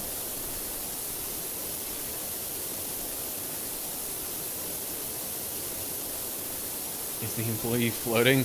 I don't know. We've realized that there's all sorts of potential weird acrobatics or whatever going on in this person. It could just have, like, really strong, I don't know, limbs or whatever happens to be making contact with the surfaces that we're on. But, like, you know what? You can't see any feet, so now I get the whole question of whether they're floating or not. Anyway, Al says, also on YouTube, because I wasn't in the mood for sudden ads blasting loud music in my ears. Fair enough, yeah. Yeah, you're definitely not gonna get ads. I don't think YouTube live streams ever play ads while they're live. At least I haven't heard of that being a thing. Now, if you go back and watch, like, the VOD of a YouTube stream, then yes. There can and will be commercials then, I think. But to my understanding, not so much in, like, the actual live stream itself on YouTube.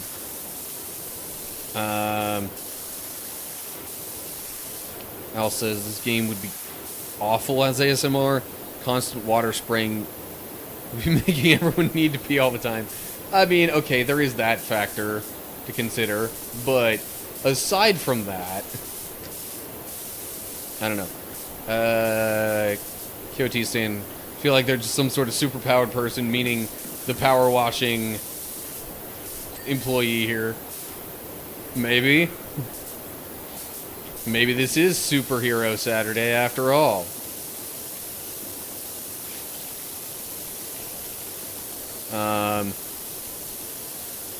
Al says, I've never seen ads during a YouTube live stream while live. Yeah. Not that I've watched too many of them while live, but yeah, I'm pretty sure they don't do ads while somebody is live on YouTube.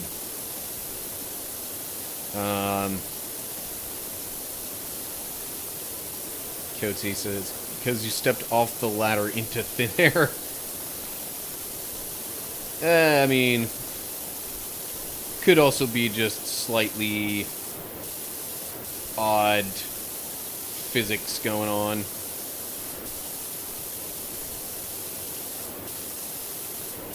It may very well have been made the way that they are because of wanting to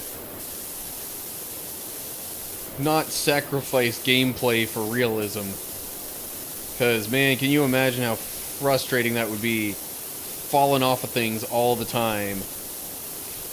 Like, as often as would realistically happen if you tried to get into some of the positions that you generally end up getting into in this game. Can I put a ladder up over here? Yes, good. Kinda needed, I think. Mostly to get up here. I still had most of the top to go, and it's just like, okay, you're done. Alright. Apparently this game has a plot. Friend actually beat the game. Legit end credits and everything. Yeah, I think the plot... I don't know. Like...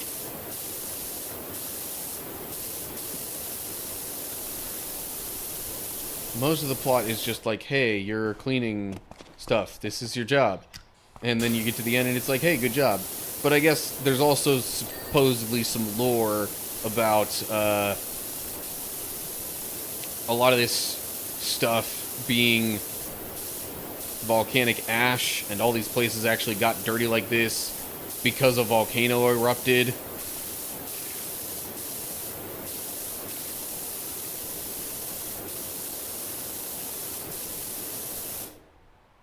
You get to the end and they hand you a paycheck. No, you get paychecks throughout. But anyway, hi Zach, nice to see you. Welcome to the stream. How you doing?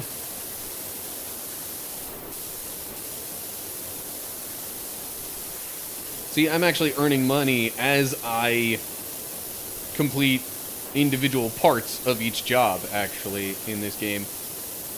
No, finishing the game and getting a paycheck at the end, that's how Five Nights at Freddy's works.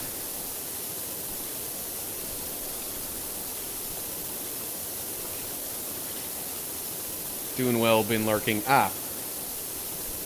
Oh, nice of you to join the conversation, then.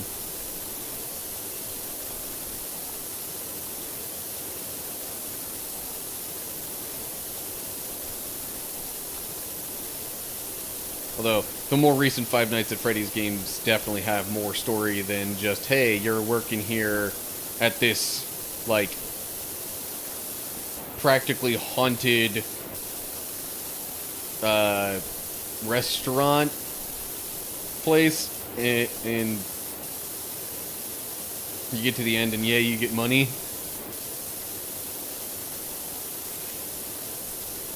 But that's a whole different matter.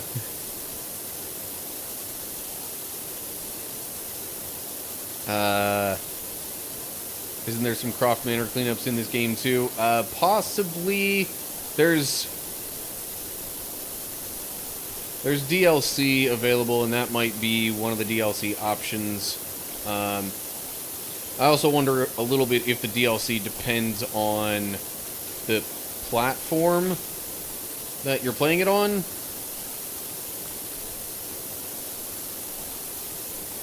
But anyway, yeah. There's definitely been some conversations about Croft Manor being available. So,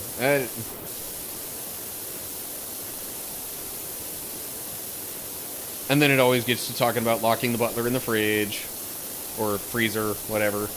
Close enough.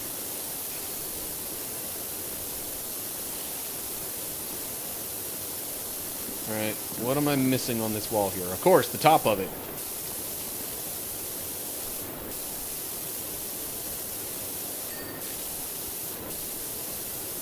Same thing for that wall. Alright. That wall's done. I think I've gotten all these walls around here.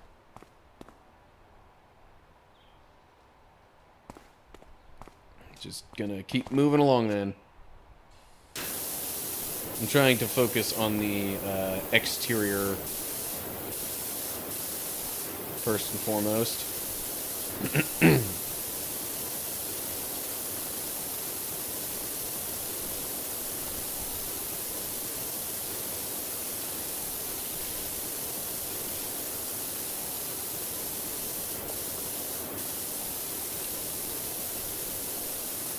Yeah, so there might be an actual, like, main plot to this, aside from just, like, yes, you're working and you're doing stuff to earn money, but,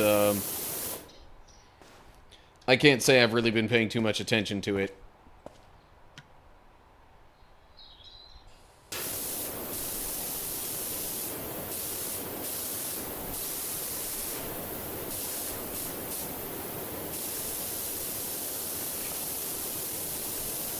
Everyone figured out how to do that back.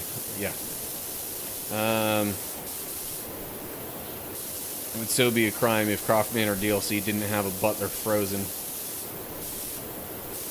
True. Because it's like, you know, this is like a cultural thing.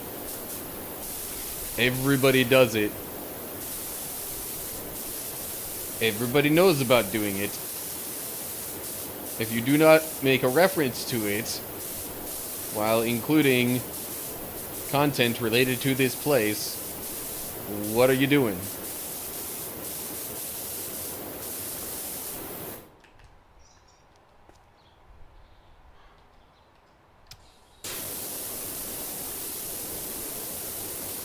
Nope.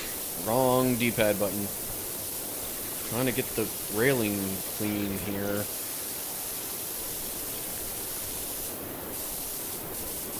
Yeah, getting the top of it might help. Alright, I was about ready to make like an acrobatic jump onto the railing there. Turns out that wasn't needed, which is good.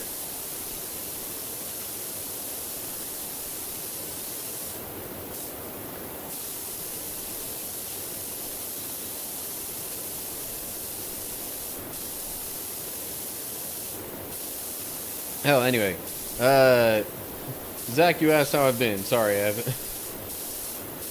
kind of lost track of that in amongst multiple chat messages. I'm doing pretty good. Just, finally kind of settled back in after a week of, being away visiting family. Little sister graduated high school. Was there for the ceremony and subsequent, graduation party. And then a few days later came back here. And this was the first full week back. So I guess that's why I hadn't really fully been back into the work and content groove until now. This was also before internet was really a thing.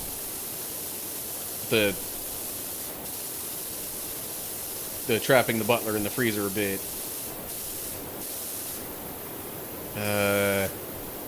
Wasn't like we could just grab our phones and Google how to get that annoying butler out of the way. It's like we're all on the same wavelength and just figured it out. Well, like, there were all sorts of, I don't know, rumors and other things like that that spread all around. Even, you know, back in pre-internet times.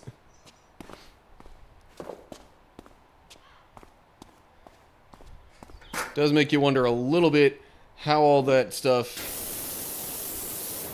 got to spread so far.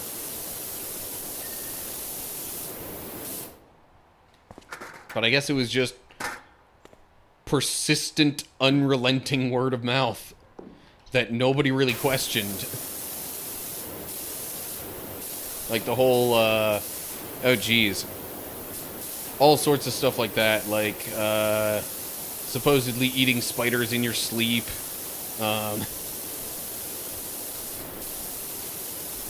And then, of course, the video game related ones in the 90s in particular with, like, Pokemon and getting to catch certain ones in certain ways that, like, were really convoluted.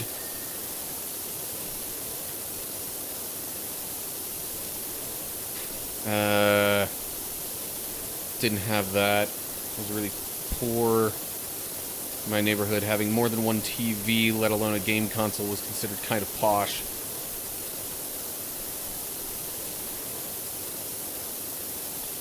Fair enough. It's just... I guess I was more so recounting my own childhood experience there.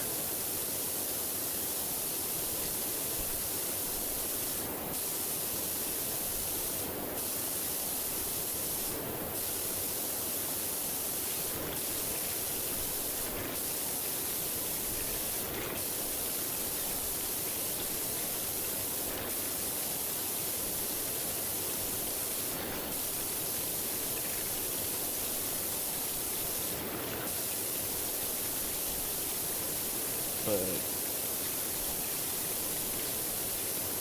course, my childhood experience also involved Pokemon getting banned at the elementary school that I went to, because the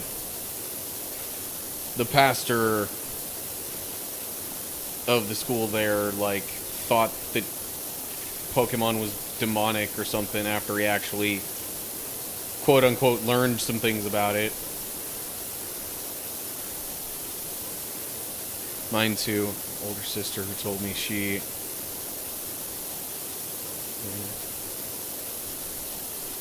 let's see here. It was only when I went to college and had computer access and learned how to use the internet, started talking to other players and learned everyone did it. It being the whole locking the butler, I'm presuming.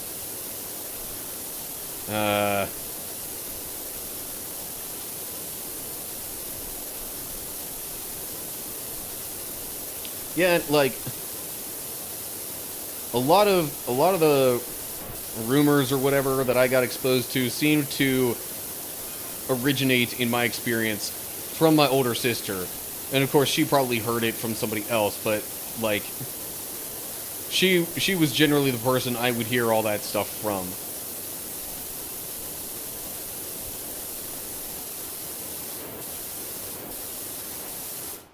So,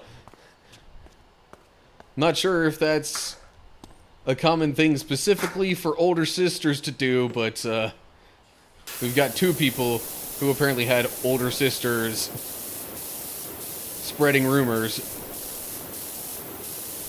At least those were the more innocent kinds of rumors, and not like, these people are hooking up, or other things like that. That didn't really happen until high school, when my older sister and I weren't, quite spending as much time with each other.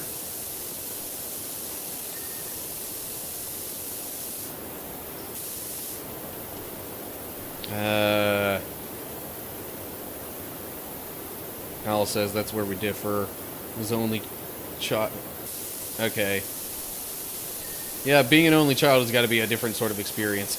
I was never, at any point, the only child, given that I had an older sister. Still an only child, yeah. Hopefully, less of a loner now.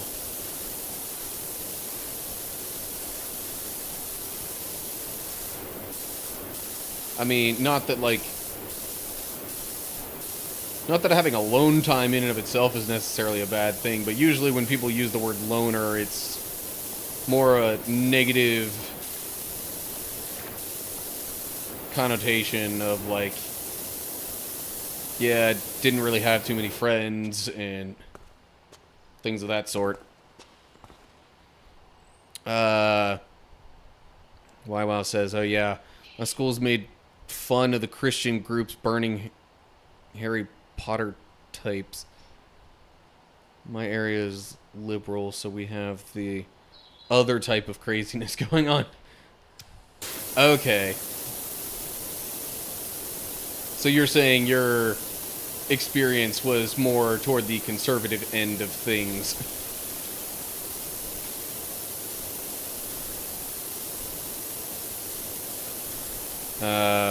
At least at school.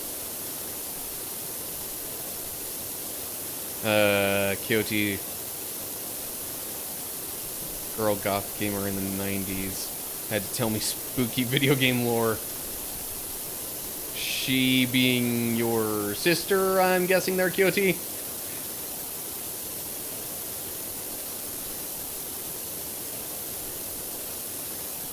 Okay, so, like, hold up. Wow, if people around you would have gone to the extent of burning Harry Potter books and such, why would there not have been a push to ban those books? Or I guess maybe, like, or was that something that was, like, a difference between the school and the people in the area? I don't know.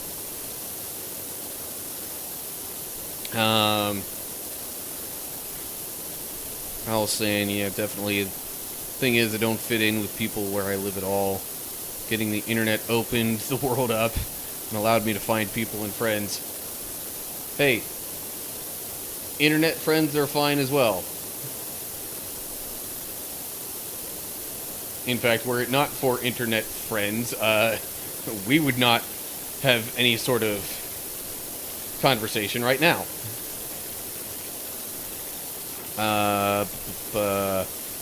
Kyoto, we're 12 years apart. She was a teenager when I was a kid. Yeah, my older sister was only 2 years older than me, so we spent a lot of time together in childhood, especially early on. Why else? Man, at school we read articles about Christian groups burning Harry Potter books. Oh, okay. Gotcha. Okay. The people around you weren't doing it themselves. There were just all sorts of stories about things like that. Gotcha. Okay. I think we're on the same page now, Wywows.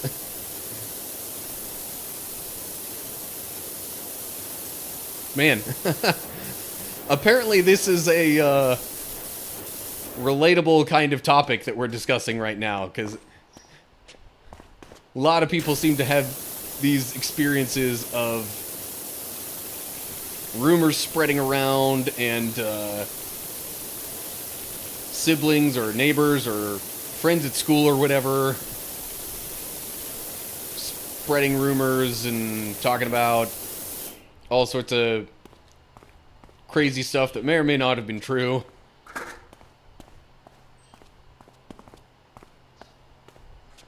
Oh, did it really just... Where did it put the ladder? Put it on the other side there. I guess that's not the worst.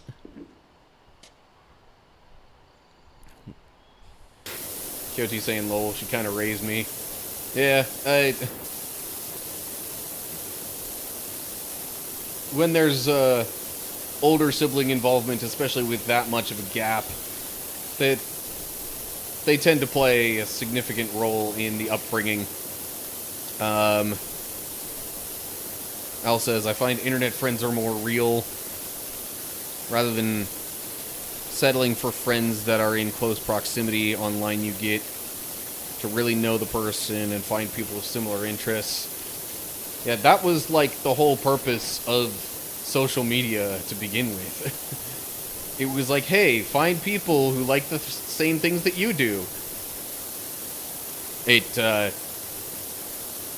expanded and arguably devolved quite a bit from there. But anyway, you also meet and learn things about people from walks of life that you would never meet. Yeah, like, there was no chance we would have met if not for the internet. Because, you know, I'm living across the pond, as you might say. And unless there was some sort of situation that would have had me going there for work or as an exchange student or something, no chance at all.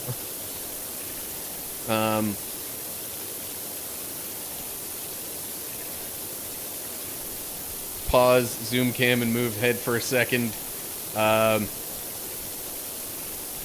Yes, there are some new posters here. I put those up on... I guess I put them up Wednesday and first mentioned them on Thursday, but you might not have been there.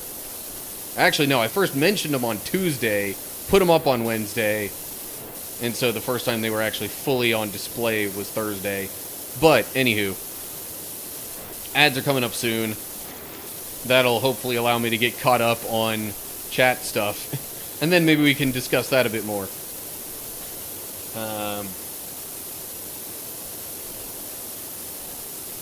Wow says, I don't know, just thought no one would even think of doing that except maybe some backwater space you never hear about. Okay, picking up the ladder. Placing it here now. Kyochi says, sister told me all the video game ghost stories. And some of them might have actually literally been ghost stories, especially if it was related to Pokemon and some of the lore there.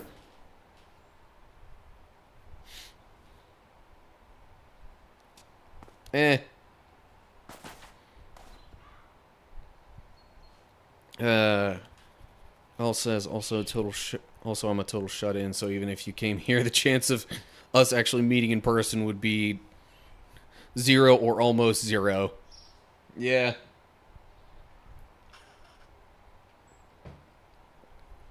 The wonders of the internet. Okay, so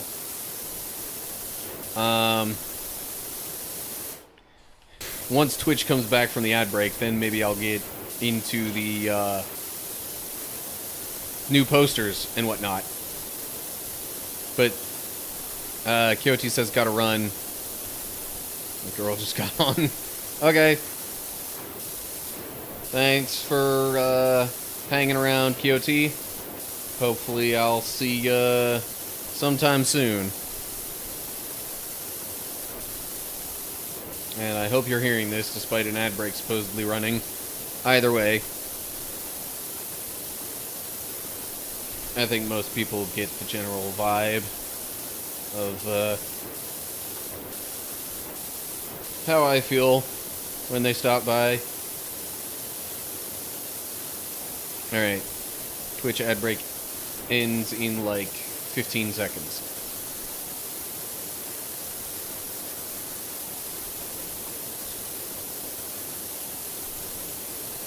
But anyway, so these posters that are behind me, I ordered them pretty much right after I got back from my trip to see my family, because I did want to spruce things up in the background behind me. So, let's pause the game for a sec and talk a little more about the posters. So, being a Christian and a Christian channel, I felt like, you know, having one or two faith-related posters would have been a good idea. So that's this one here, 1 Peter 4:8, which, if you can't read the small text, says, above all, love each other deeply, because love covers over a multitude of sins. Figure that's a decent one, fits well with the way I try to connect with people and present myself here on the channel. I'm also like shifting around, trying to stay within range of the microphone, but also talking about the posters. Okay, so other kind of Bible-related poster is actually this one back here, which is probably the hardest to see. It's apparently like all the different constellations from the view of the northern hemisphere. But then underneath that, it mentions Psalm 33:6, which says, by the word of the Lord the heavens were made, and the stars by the word of his mouth.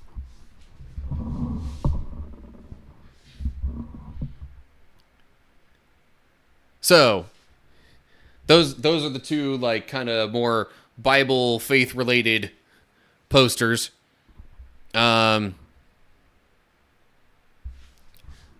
Okay, hold up. Now I'm just catching up on your chat comments there, Owl. Yeah, you might have been there as I was first explaining these. But yeah, the Sonic one here, My sister didn't actually pay for this. She stood in line and paid for a t-shirt of Sonic the Hedgehog to get signed by his voice actor.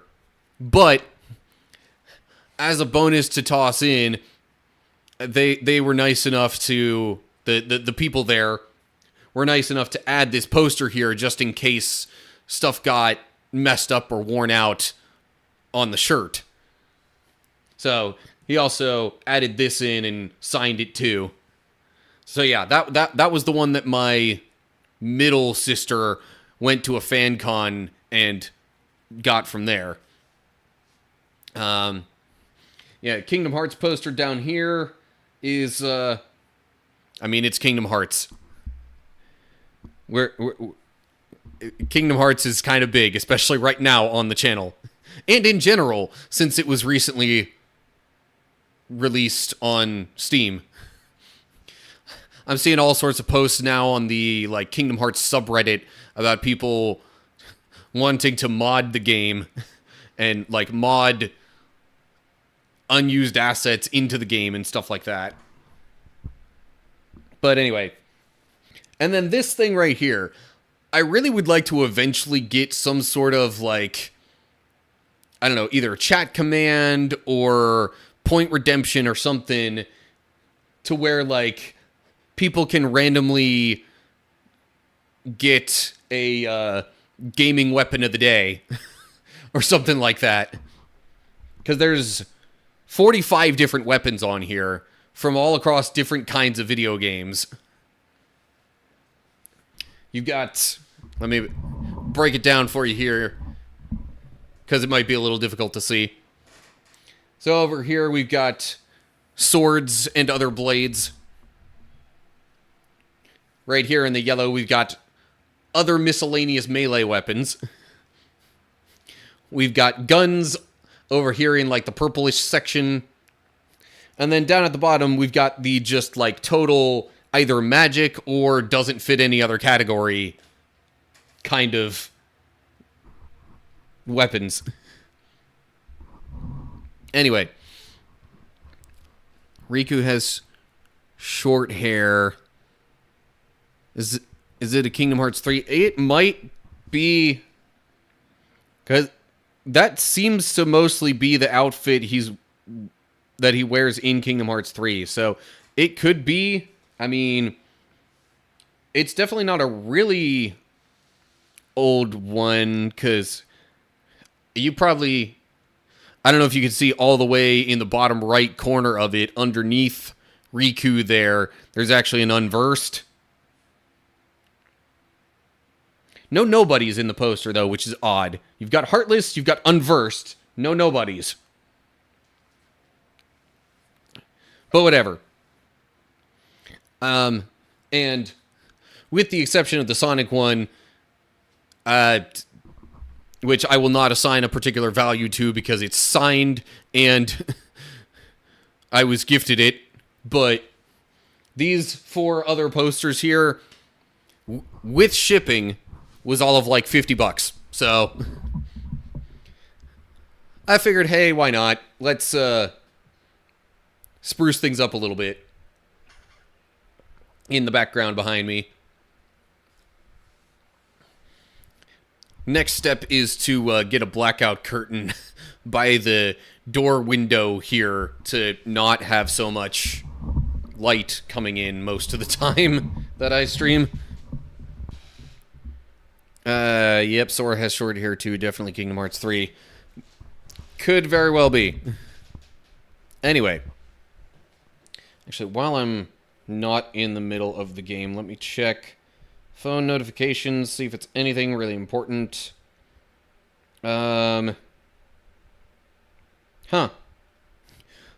So apparently Sarah Jane, who followed me here about 2 hours ago, also followed me on Twitter/X. Interesting. Well, definitely appreciate all the support there.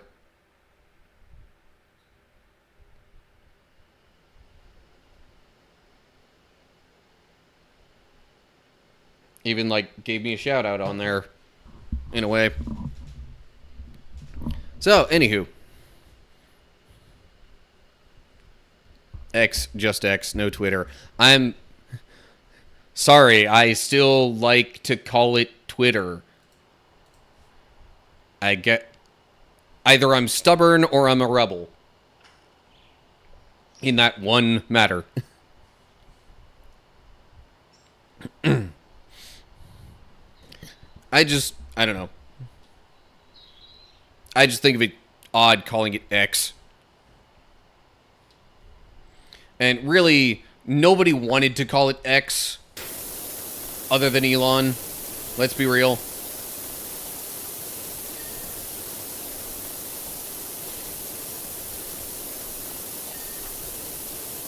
But, you know, he's in charge, so he gets to decide what it's officially called.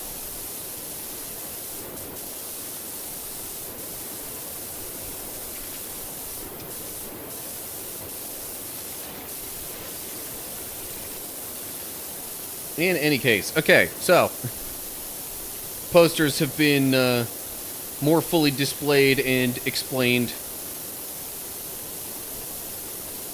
If y'all know of any ideas, resources, tools, whatever, that I could use to do the whole, like, random weapon of the day thing, I would definitely appreciate some ideas on that. Ideally, if I could add that as another, like, channel point redemption thing. I guess right now the only way that I would think to pull it off would be to just add that as a point redemption and then, like, kind of have somewhere in my, you know, somewhere within things that I have set up, just have all those kind of, you know, random choice selector thing, and just do it by hand from there. But what I really would like would be to have something where you could just type in a chat command, or do a point redemption, I guess, more like, and it would automatically just pick one at random and be like, hey, here's your weapon of the day, and here's a little bit of information about that weapon. Because some of these weapons behind me I can't say I know a ton about. Most of them I recognize, though, at least to some effect.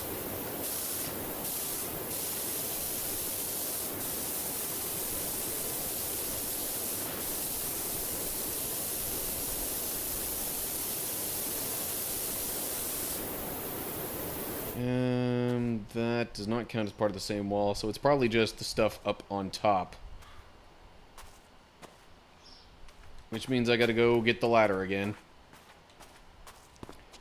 I'm gonna be so glad once I'm done with all these walls, because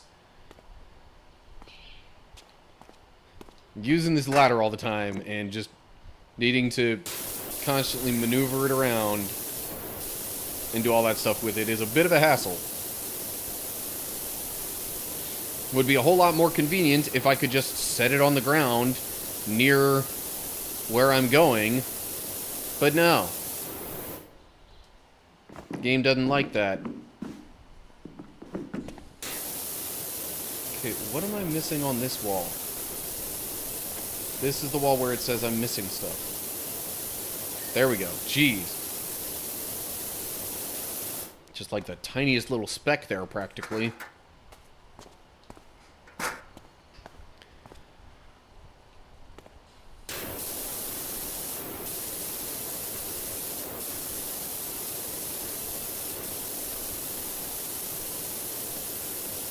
Alright. I am hoping that this will not take too terribly long. I mean, the previous job took about an hour and a half. This has been going on not even an hour yet, especially considering the time taken away from playing the game to explain posters and just chat about stuff.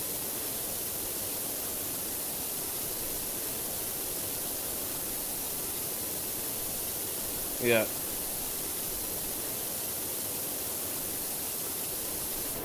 So yeah, apologies if anybody doesn't like me referring to the one app as Twitter, but that's what I'm familiar with. Let me know if it bothers you, and I will attempt to correct myself.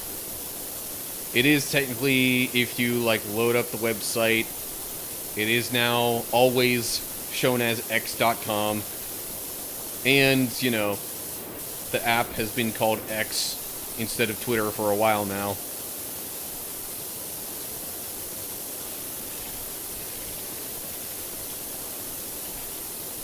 Yeah, I figured it probably doesn't bother you, Zach. Just, you know, I make no assumptions about who all might be viewing, and is just currently not talking.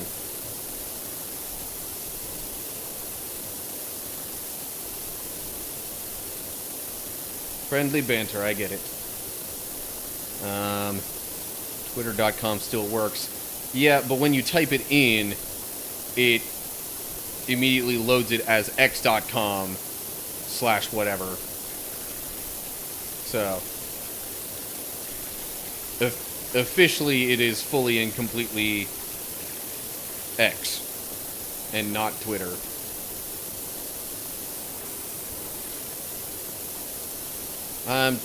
Shoot, I'm trying to remember what the name, what the term is for that, when, like, you've got a website that has one name, but you also want it to be searchable under, like, other names. I don't know, there's some sort of, like, tech support, computery term for that. I literally took some, like, online classes on this stuff, but I just forget.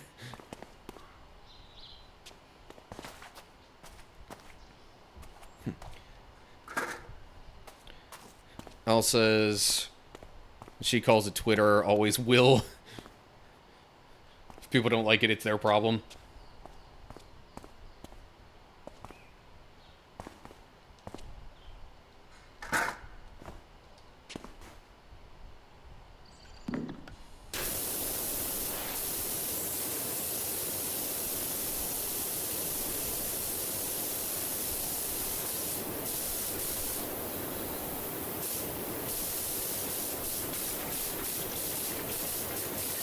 Okay, I think all of the exterior is done. Now the only other thing I'm thinking I'll need the ladder for is the loop here. So I might as well just go ahead and knock that out.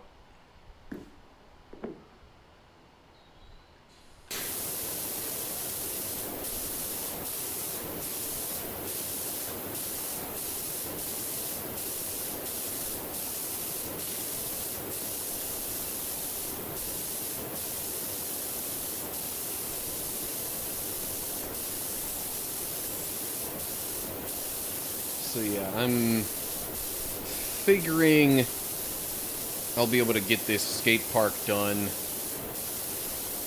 by the end of the stream.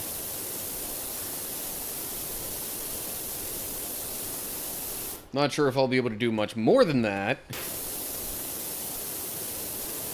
given how long the cottage house took, and the fact that this is definitely a larger area.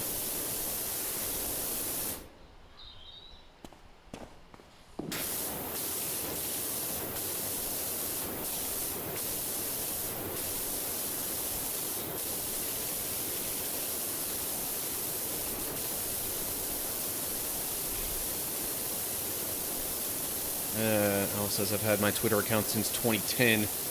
Yeah, that makes me wonder when I first got my Twitter account. It was later than 2010, that's for sure. I got it mostly because of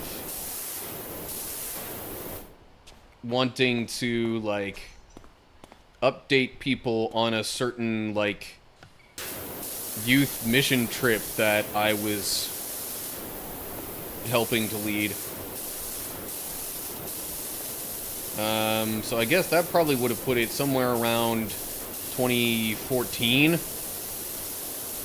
that I got mine. Anyway, Elon's patch hijacking phone and changing the app info changes nothing. I have all my updates on my phone set to ask me first. That one didn't ask. Oh, the one where, like, people can call you? Is that... Yeah, there's supposed to be something in the settings that you could change to make it so that at least it limits who's able to call you.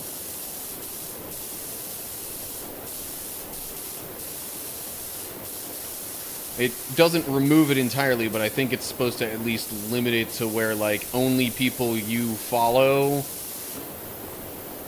can call you.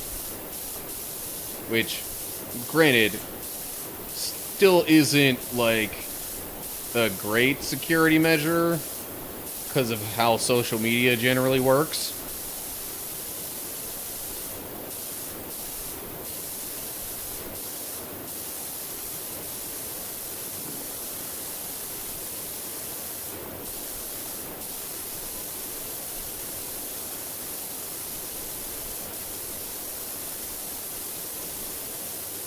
Yeah, I can't say I went in and changed that setting immediately, but fairly shortly after I found out that that was a thing that I could change, I'm like, yeah, let me not just have all sorts of randos potentially able to call me. No, the update that changed Twitter app to X. Oh, gotcha. Yeah. That one, I guess I could see even more so that being kind of a forced change.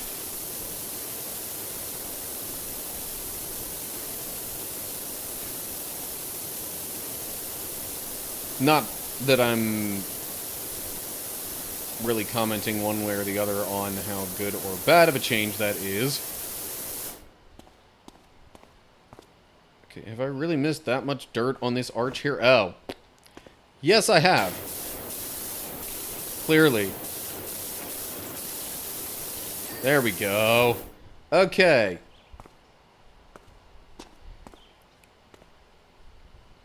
Now that that's all done, I think it's pretty much just time for the floor area.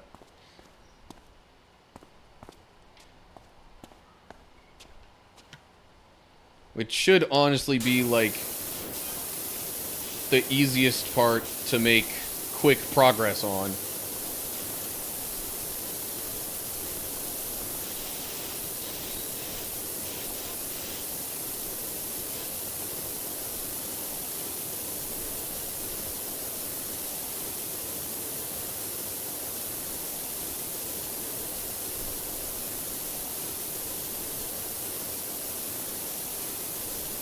I mean, I suppose I could just, like, kind of go around the edge of the skate park and just do this whole kind of thing for a while. That'd probably be the quickest way to make progress on this.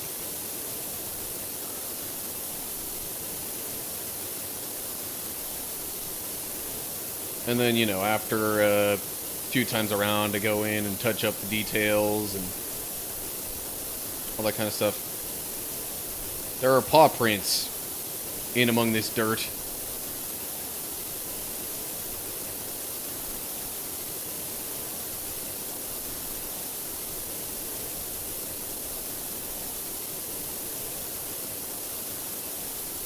Yeah, I gotta move this real quick. Can't put it that close to the corner, though, so I'm probably just gonna need to move it again later.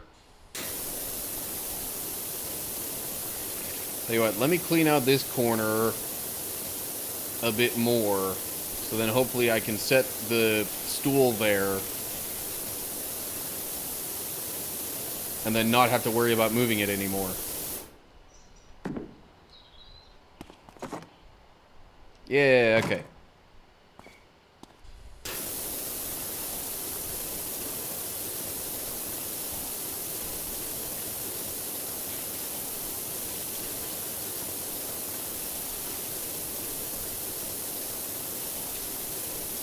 Well, it says BRB, need to grab some food. Got caught up in all the coverage, I skipped a meal. Yes, go get that food then.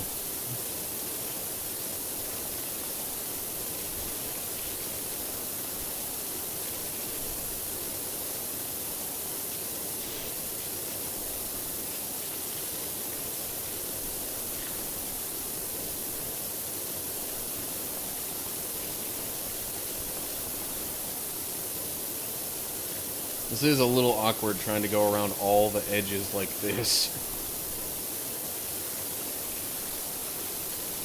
Might honestly be better off taking kind of sort of a section of it and just doing a back and forth motion kind of like this.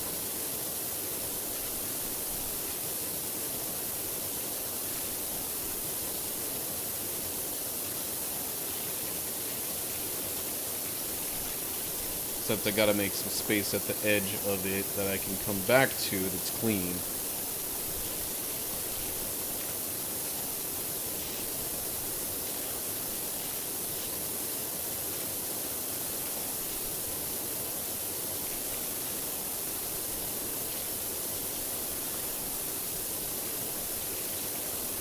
You see, if I try and do it like this, I invariably end up just kind of doing more back and forth motions than I planned on anyway.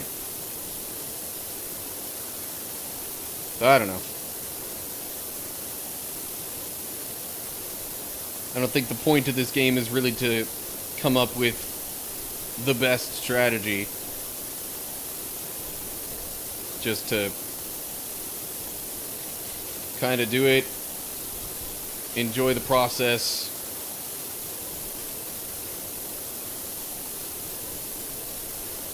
and especially enjoy the progress of the process.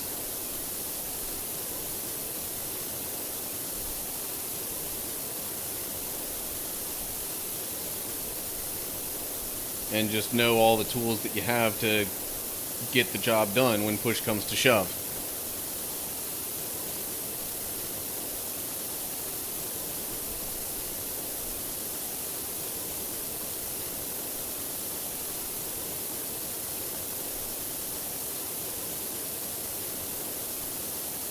Yeah, I don't know what it is, like, even ever since I was, you know, I guess a teenager or maybe preteen, I don't know. Ever since I started occasionally helping my dad out with mowing the lawn, I noticed my just own natural habit was to pretty much start at the outer boundary of the yard and just work my way in from there.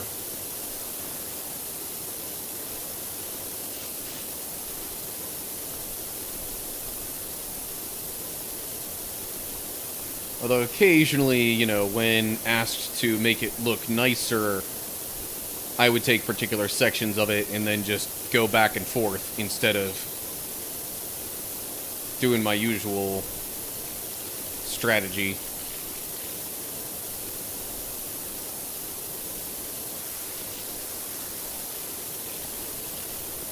My usual method, you might say.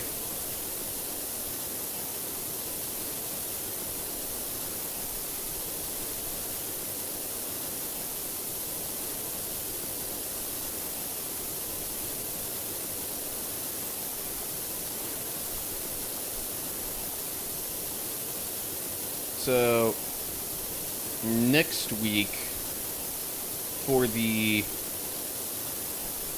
game review portion of the stream, I'm thinking I will either review Kingdom Hearts, the first one, or Assassin's Creed, also the first one. Because I have somewhat recently played through both of those.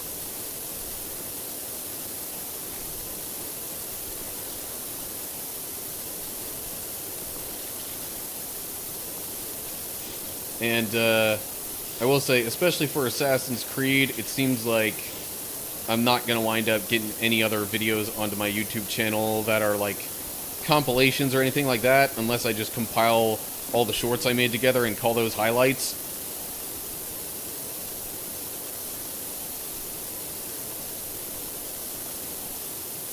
Sorry, holding that thought. Al says it's quite worrying, actually. King Charles looked terrible. So he is near the end. I doubt we will know until he's actually dead.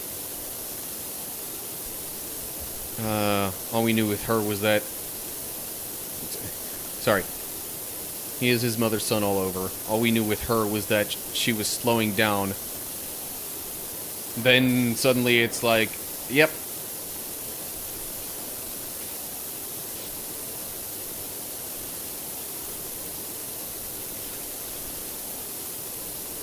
Princess Catherine looks so good. She's clearly responding well to her treatment.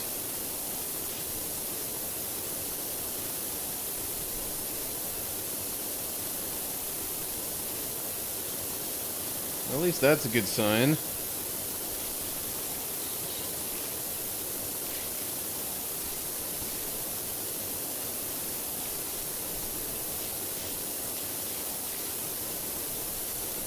So, anyway, about the game review stuff and Assassin's Creed in particular, I realized most of the ideas that I had for wanting to put like a compilation video thing together kind of got ruined by the fact that I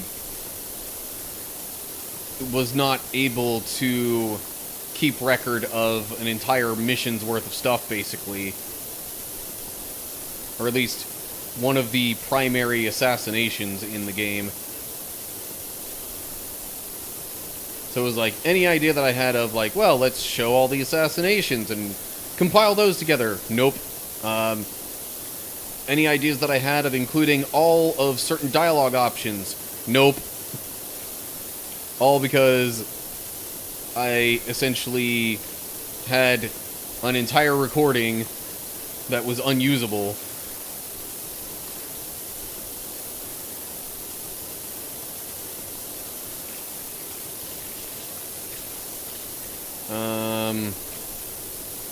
Didn't the news reach over there? King Charles is in recovery for prostate cancer. It probably did. I'm not particularly in the loop on a lot of that stuff. Catherine, we don't know what cancer she has, just that she is undergoing chemo. Yeah. I mean, that does sound vaguely familiar. But like I said, I don't generally keep up with a lot of things of that sort. I'm not exactly very much into the pop culture scene.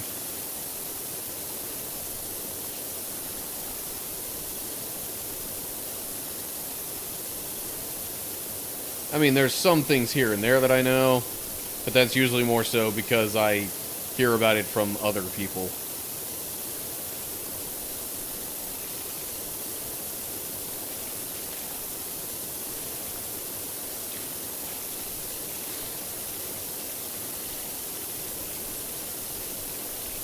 But anyway, yeah, I'm eventually going to have to turn back around and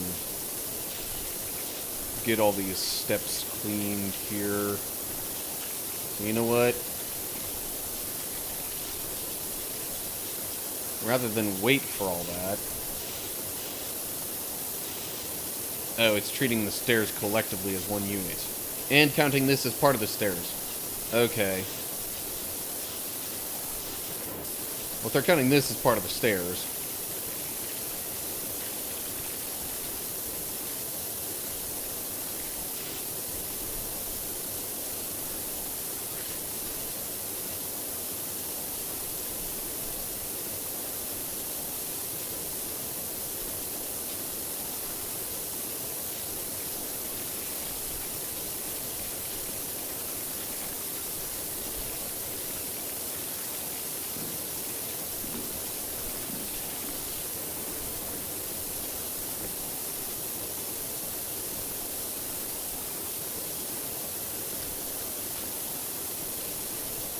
Even this side of it is considered part of the stairs. That's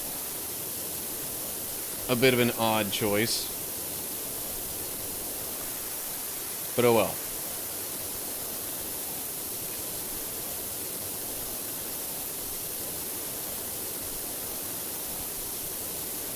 Also, this area is kind of like sectioned off a little bit from everything else. I might just go ahead and get all of this clean and then go back to the rest of the area, the rest of the job, skate park, whatever term you wish to use at the moment.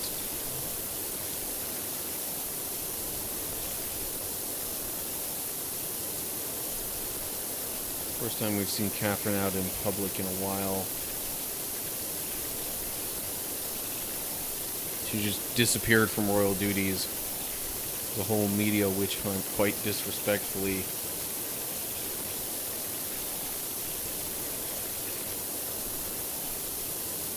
I mean, that does sound vaguely familiar. People just being like, what? Why is she suddenly just kind of off the radar? What's going on? Or something to that effect.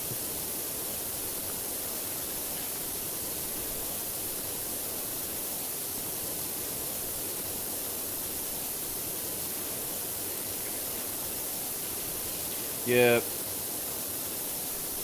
News media can be a bit disrespectful that way. Wanting the latest scoop and not necessarily caring how nosy they're being to get said scoop.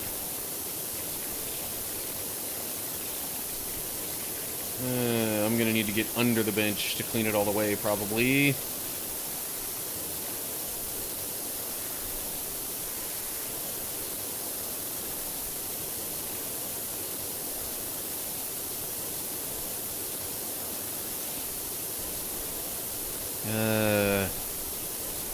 She made an announcement that she had cancer and requested her privacy. Sick that she had to do that to make them all back off.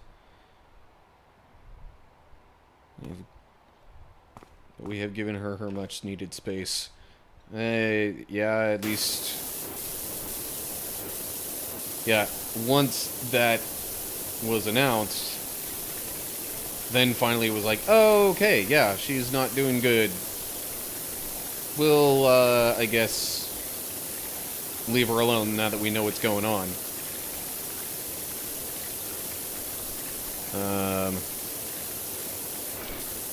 Some of the sick rumors were that she died. Yeah, like, people love to make stuff up to get a story.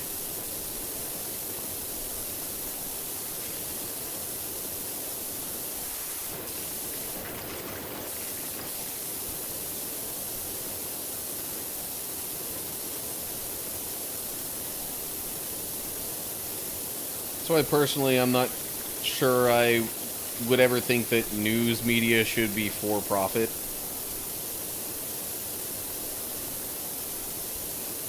Because you start making it real competitive and all that kind of stuff, and then it's just like, alright, well, which one of us can get the most people's attention and thereby make the most money?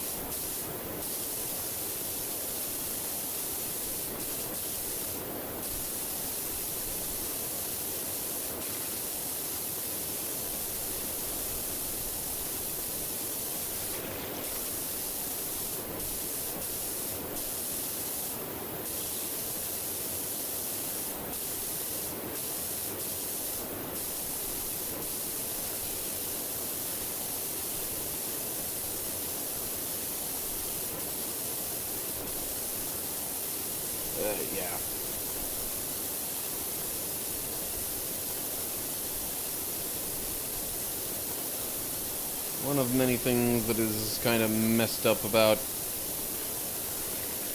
current culture and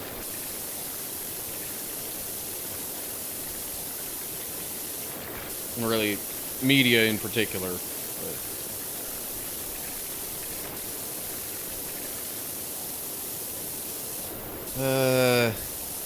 What the media needs to remember is she's married to the next king.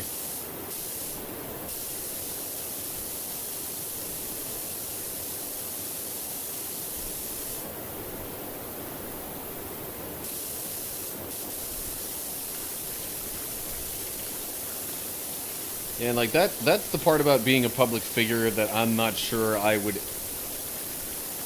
really be able to get used to, and certainly I think I'd have a hard time getting comfortable with it, is just the constant desire for people to know what I'm doing.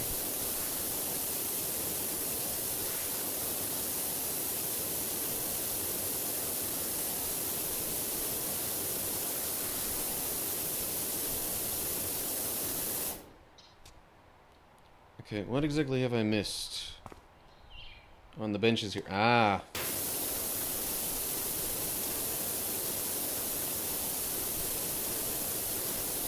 There we go. Okay, bench is done. Yay.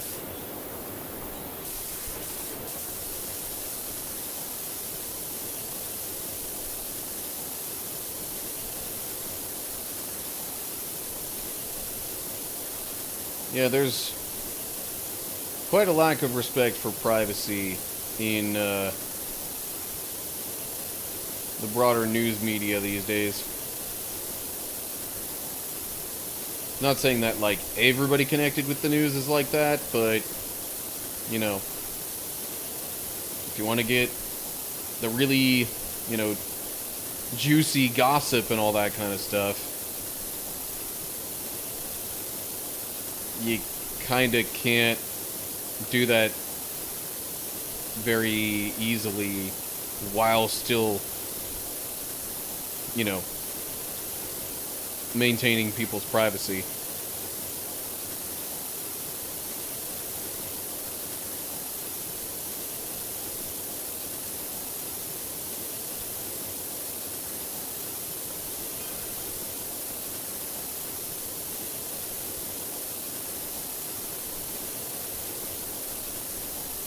And honestly, I think that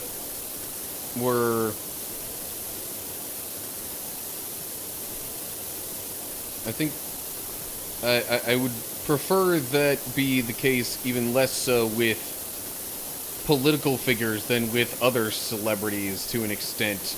Because it's like, we start watching all the moves and everything every political figure does, then it's like people start over-analyzing every single thing that they say or do and try and, especially nowadays, like, take it out of context and or use that to, like,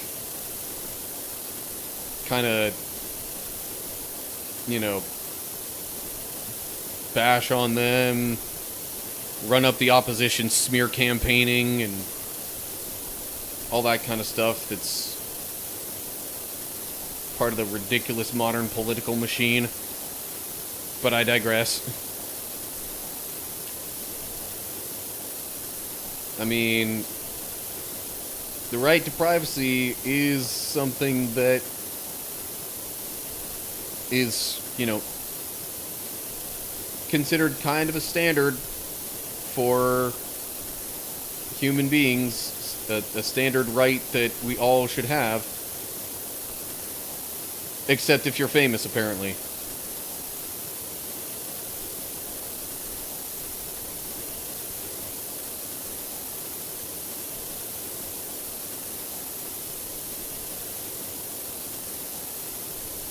But oddly enough, as much as people want to bash on AI for some things, that's one of the things that I have found is actually more considerate about AI than just, like, regular, ordinary news or, like, Google searching or other things like that. At least the AI that I'm working with, it's literally not allowed to give out personal information that is not already publicly available. So, like, if it is not already publicly known where a certain person is going to be at a given time, AI is not allowed to try and tell you that. They're only allowed to say, well, you know, so-and-so has a concert or a speech or something like that at this place at this time. Like, that kind of stuff's public knowledge, sure. But it's not able to be like, okay, so yeah, Lady Gaga said she's going to go to this restaurant after her show. No. I don't know why Lady Gaga was the first person that came to mind for that, but it was just a random celebrity, I guess, that was really more where my head was at with that. See, now realizing that there's this just upper floor here specifically, and that I'm kind of most of the way done with it. I sort of want to finish the upper floor before moving on to other areas. I have no methodology whatsoever to my cleaning, other than just, like, you know, clean things and, you know, look for dirt that I haven't already found.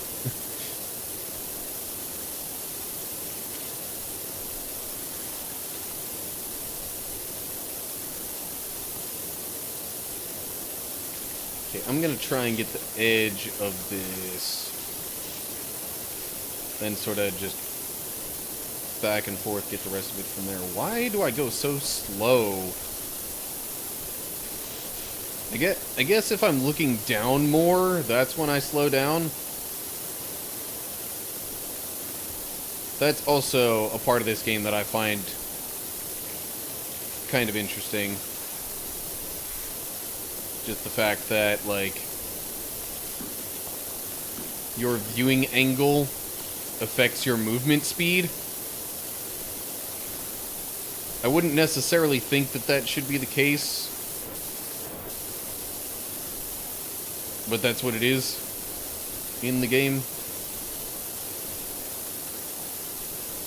Come on. What else am I missing here?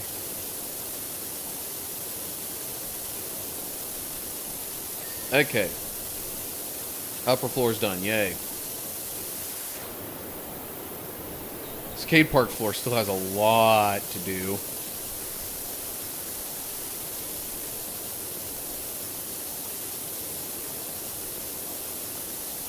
You see, this is another upper floor. Seemingly a larger upper floor, though. Alright, you know what? Let's clean the pool next. Or sorry, the bowl. It's only a pool if it's used for water.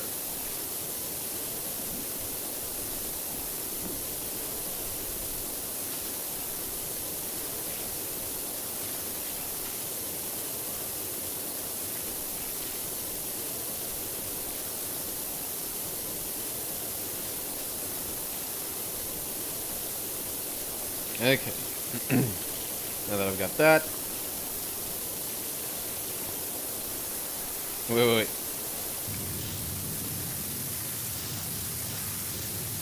I was going to try to get the ball to go out of here, but I guess that's not really going to happen so much. At least not like that. Can I pick it up? No.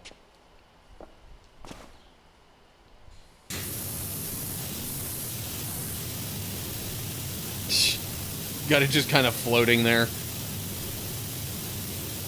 I know floating isn't quite the best word for it, but I think you get my point. Anywho. Okay. Guess I'll just have to work around it.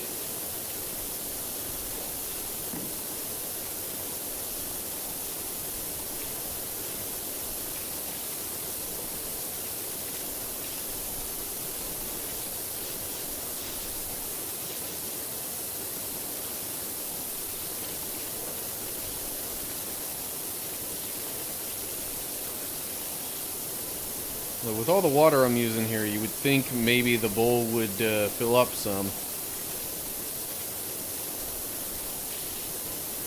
Oh, there's probably a drain somewhere in it.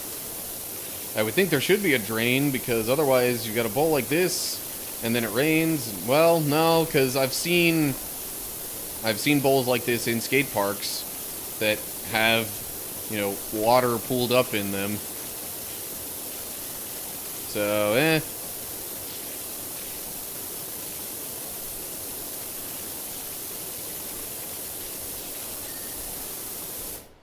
I guess we're just letting the sun dry it out.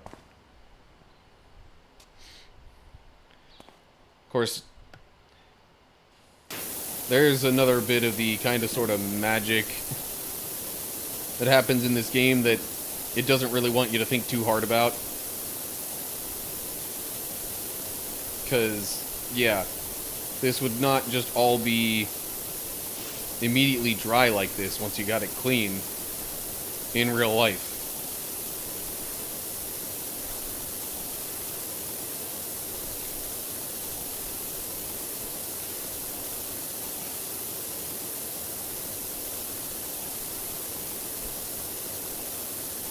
So that's considered a ramp. Trying to get this upper floor here now.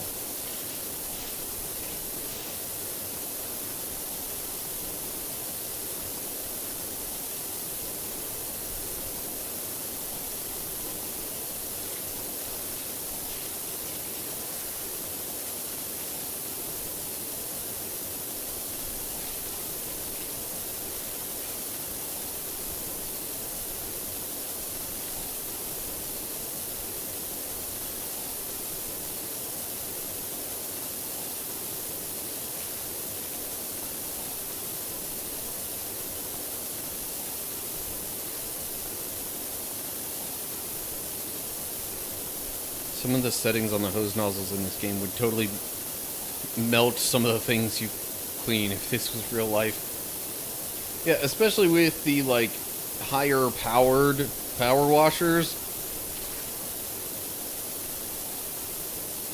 There's a bunch of stuff that if I hit it with the 0-degree nozzle, it would... Like, I bet you that soccer ball in there would actually, like, have gone flying out of the pool with how powerful that setting should probably be. Alright, I am 71% done with this job.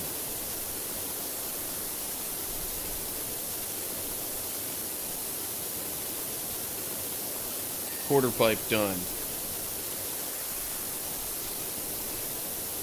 Other quarter pipe.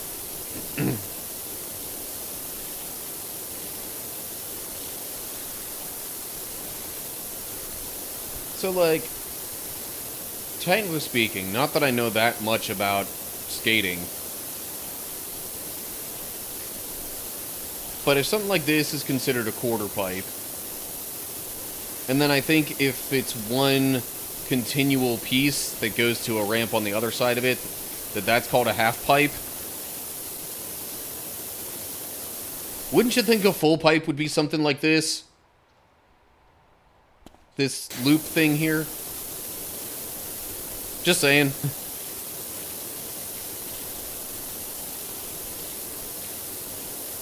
And it would also kind of make sense from the standpoint that, like, you know, a pipe in any other context is usually some sort of, like, enclosed tube object thing.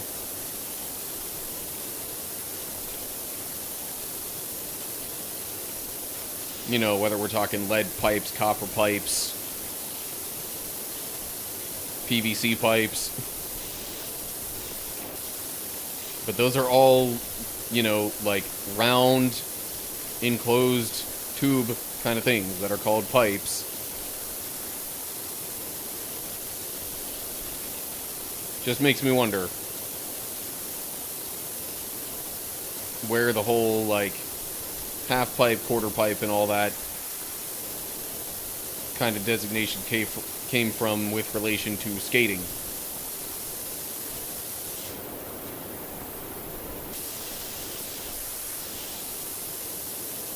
Come on, how am I... There we go. I was like, how am I not done with the quarter pipe yet? Literally have no idea. The only thing I know about skateboarding is some Tony Hawk game my father thoughtlessly bought me for my PS1 when I was 13.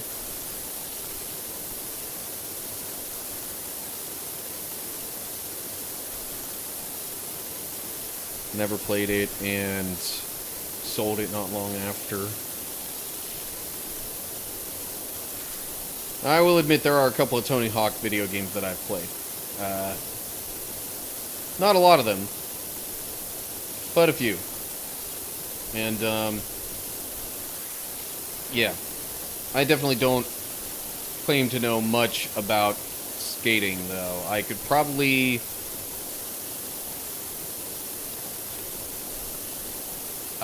identify Tony Hawk if you showed me a picture of him. I could, maybe name some tricks here and there. Or recall the names of some tricks here and there. But, other than that, yeah, I can't say I know a ton. Definitely not the origins of why certain things in a skate park might be called quarter or half pipe or anything like that. But you know, sometimes logic and reasoning that apply to one thing can also apply to other things. Even if their usage of a certain term is relatively unrelated.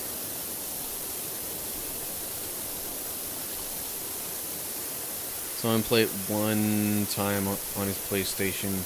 Sat down to watch because actually back then wanted to spend time with my dad. He took that as, I'll buy you a copy.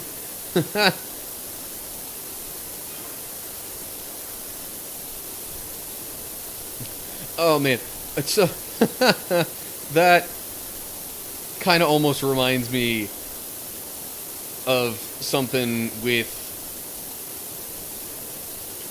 my mom one time. Now this is a totally different type of thing, but my mom, also, okay, I had a bit of a phase, especially around my middle school years, where I was like really into Dance Dance Revolution. I had some of the, you know, home console games for the PS2.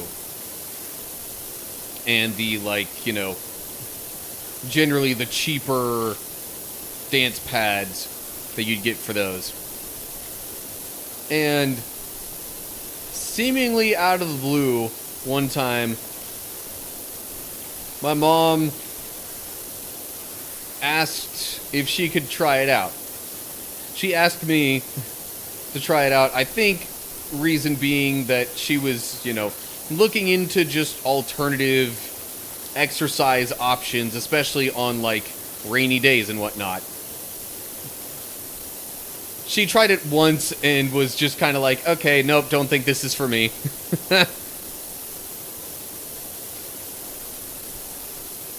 But, I mean, that was all in, you know, that was all in good spirits in, you know, just trying something out. That wasn't a thing where, like, she was watching me do it and I would have asked her and made any assumptions about all that. All says for context, father is a waste of space. Me as his only child can say that he should never have been allowed to be a parent. Yeah, some people are definitely not good at the parenting thing, or really sometimes at the being a generally good person thing. And the people that are generally not good people, I would not recommend them being parents so much. Not that it's up to me to choose whether or not they become parents, but, you know, just stating some facts here. Or at least my opinion.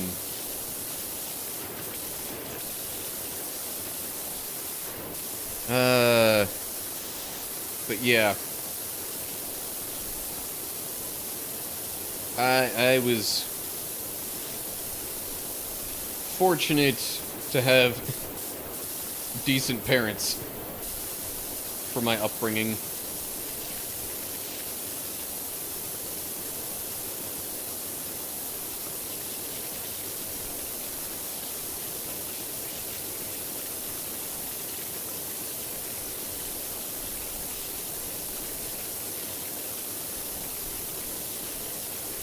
There we go. Stairs are clean. Okay.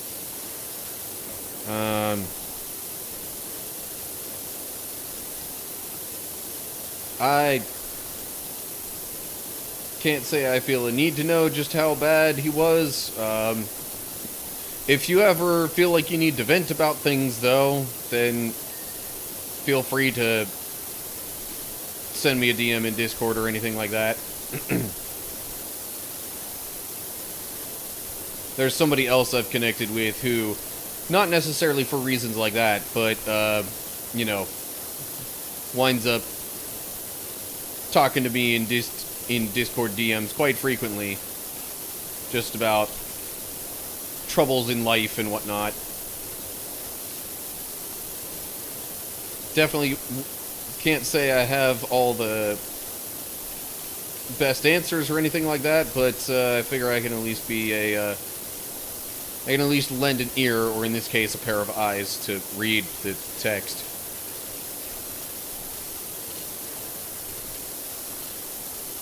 That, you know, along with a generally sympathetic attitude.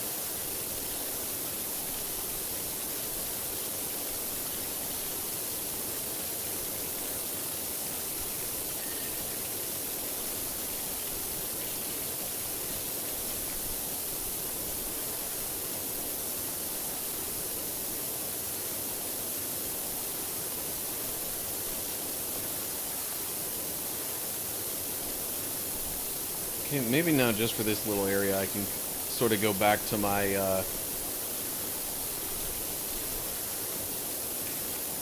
you know, move in from the edges kind of strategy.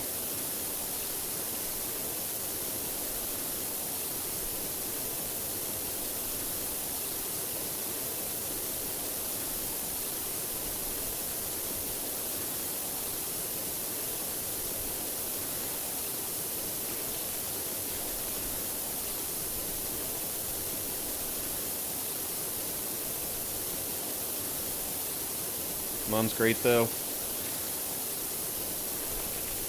Definitely nice to have at least one parent that is all around supportive.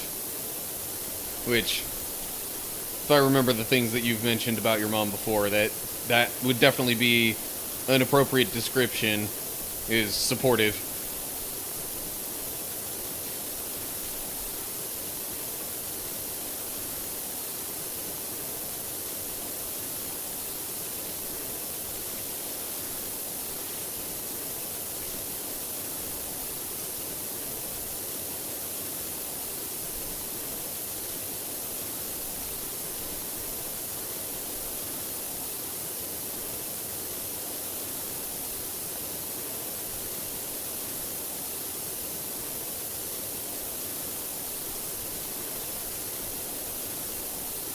Alright, you know what, this particular ramp thing here is pretty close to being clean. I might just finish this off.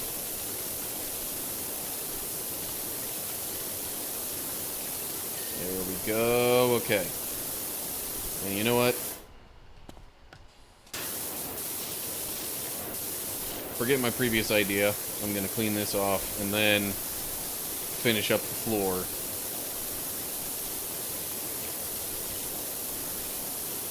assuming I haven't missed anything else.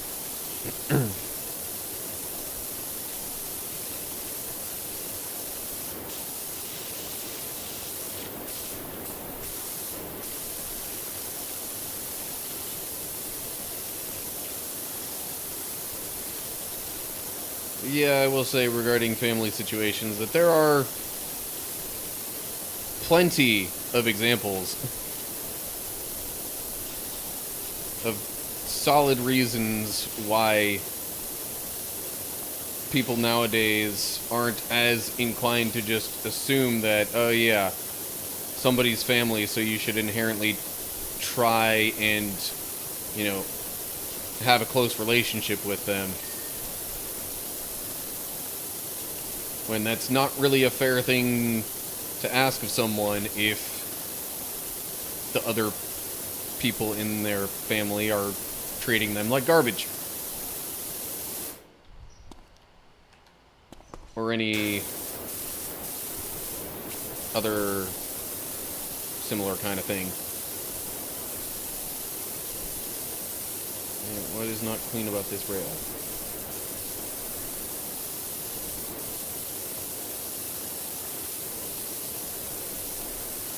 And now we're at the late stage of the job where it gives me the list of just a few things that still need to be cleaned. And I go and hunt them down. That just... hold up. Aha, the rail is not clean. What part of it is not clean?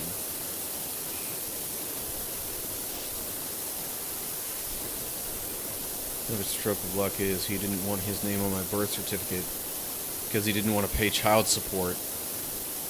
Also disqualified him from filing for custody.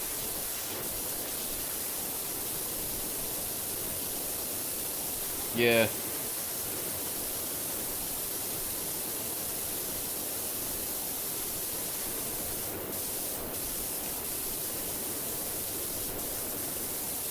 And I mean, while generally speaking, most people want to be able to have close relationships with their families, again, if they just are not all around good people or not very supportive or anything like that, then it's not really worth it to try and force there to be a relationship.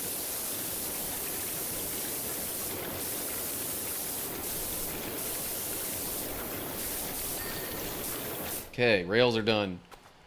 Wall. What wall did I miss? I thought I got all the walls to start with. Great. Alright, well, I'll finish up the floor first. Do.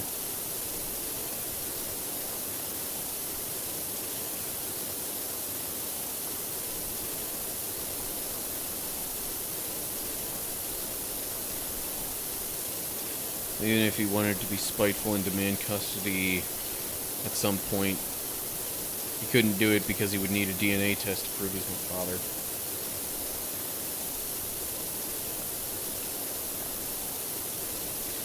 Due to his name not being on your birth certificate. Which, I mean, the DNA test could be done, but that just adds another layer of disincentive.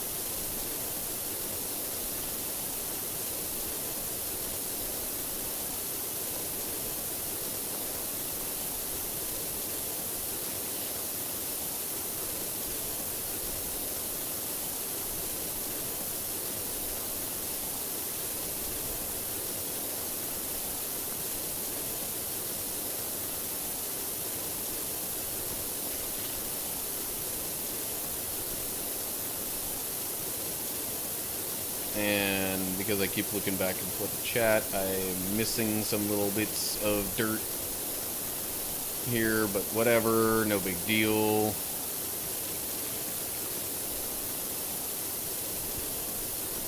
Although I will say, if this were to be something that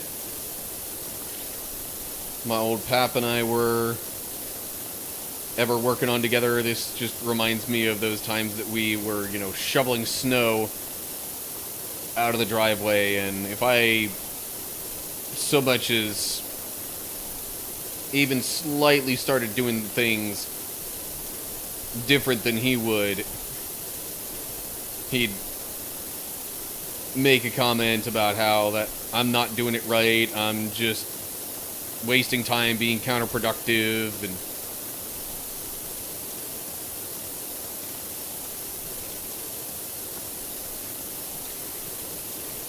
now he wasn't a bad man on the whole.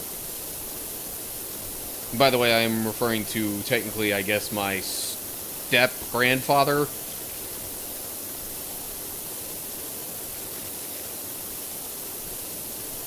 But, yeah, when it came to shoveling snow, he was real particular about it.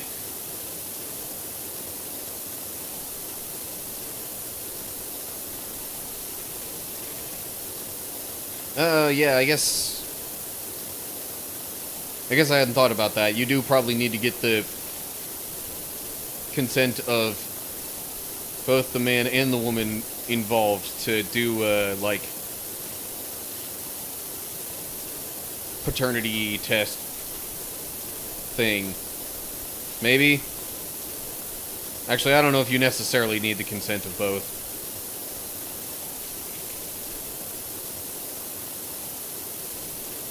Can't say I'm overall familiar with the practice.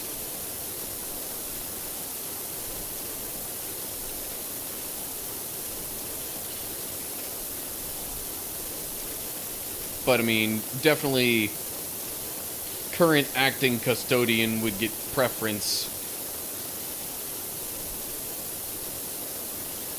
And more often than not, custody cases tend to kind of sort of lean towards the mothers, unless there are other, like, you know, extenuating circumstances.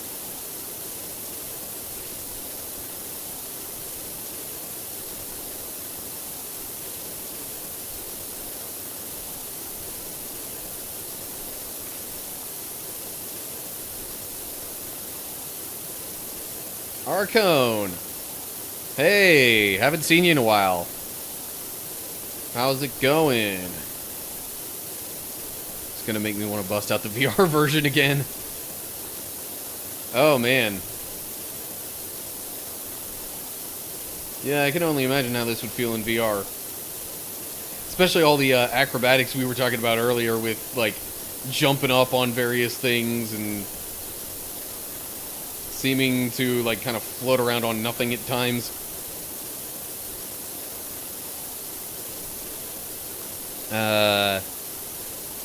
Between life and Destiny 2, I've been busy. Okay. I mean, fair enough. You know, life things are kind of a must, and, game enjoyment is a probably welcome and sometimes needed break from the must-do things of life. Anyway, I'll require consent of both parents in this instance, though. Only mom would get say. Yeah.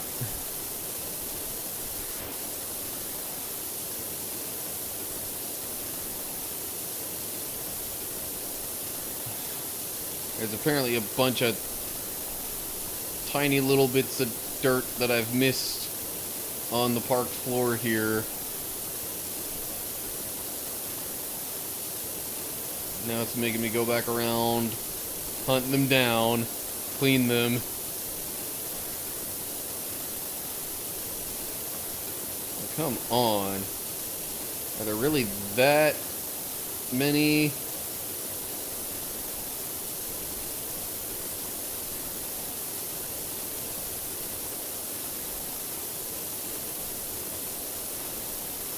There we go. I'm like, it's been at like 1% for so long.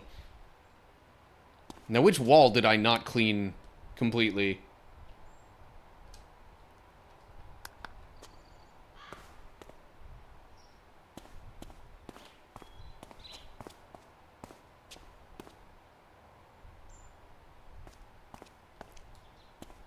Ah, this one. What did I miss on this one? Oh, geez. Okay.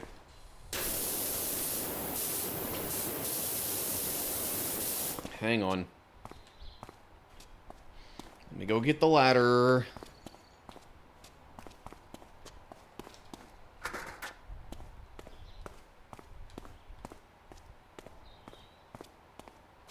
Because I think there's some stuff up top there in the corner that I might have missed.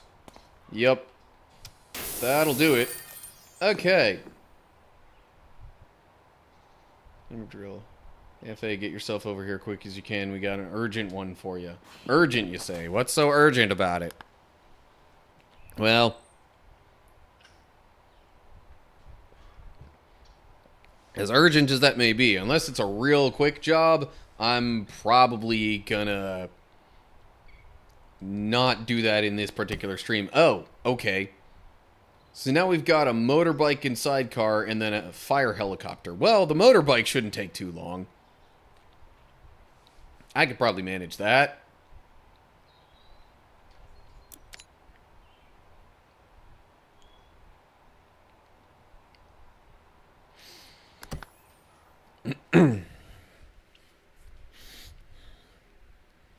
Looked at any of the DLC for this yet, or just the main campaign? I have seen that there is DLC for it. I have not played through any of it, though, no. I'm not sure I've even actually unlocked any of it, because I didn't pay for anything extra. I just know that when I boot up the game, it tells me there's Warhammer DLC.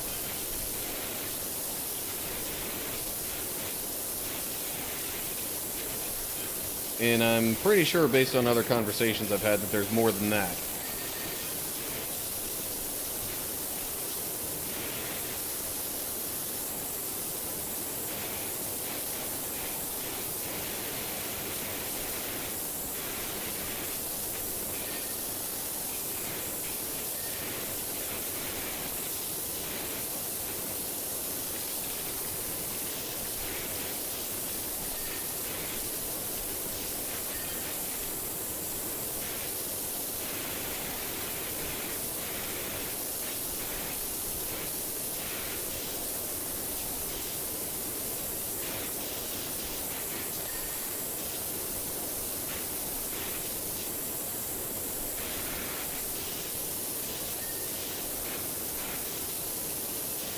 It's so nice after doing multiple longer jobs like the one I just did to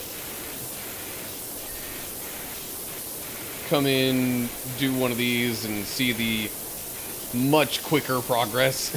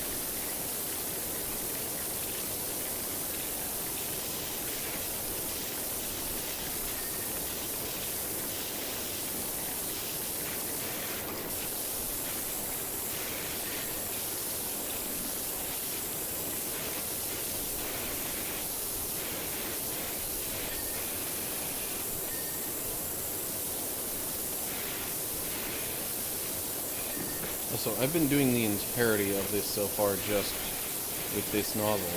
Granted, this is the nozzle I use for the majority of things. So I guess that really shouldn't be surprising.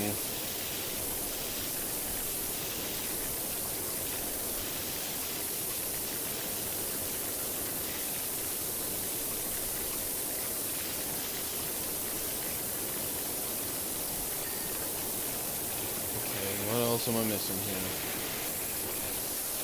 A little bit of a windshield, it seems. Fender, mudguard, and swing arm. What's the swing arm? Is that this thing, maybe?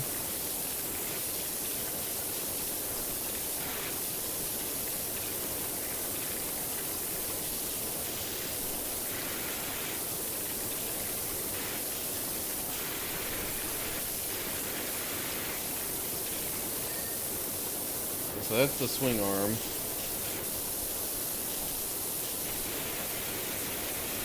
What mudguard are we talking about here? That mudguard. And the fender.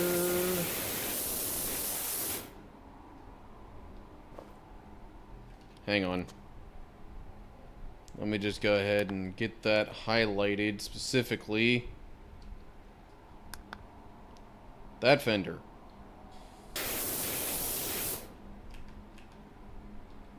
Probably, yeah, it's probably some stuff underneath it. I figured as much.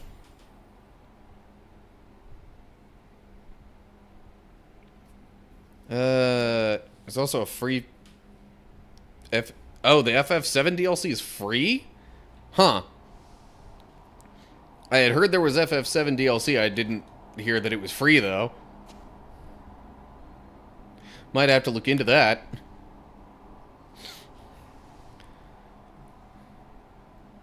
Would allow for further continuations of this bit of a series, you might say, that I've started doing now. Okay. Motorbike is done. Now there's an SUV along with the helicopter.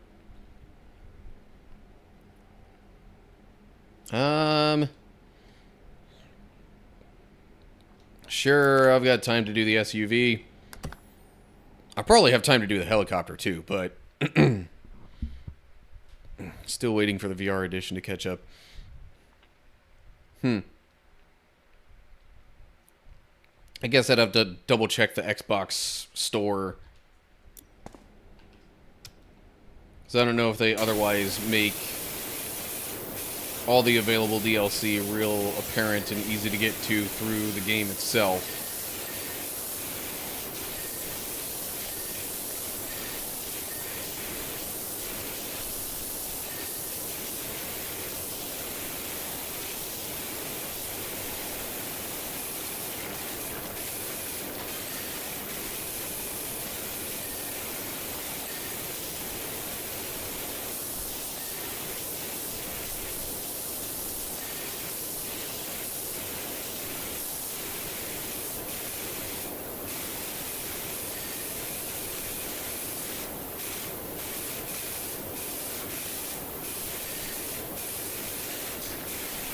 Yeah, I do suppose it would be a little harder to render all this stuff and have it be playable in VR, so I guess it's kind of understandable that VR doesn't quite have all the same content just yet.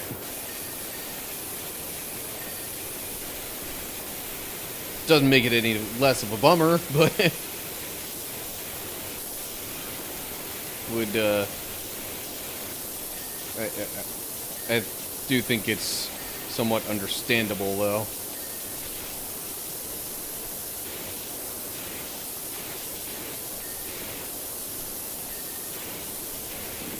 Okay. Main thing I haven't gotten is the roof. Yeah, this is... I'm sure this is, you know, company approved. Standing on top of the vehicle to clean the roof of it.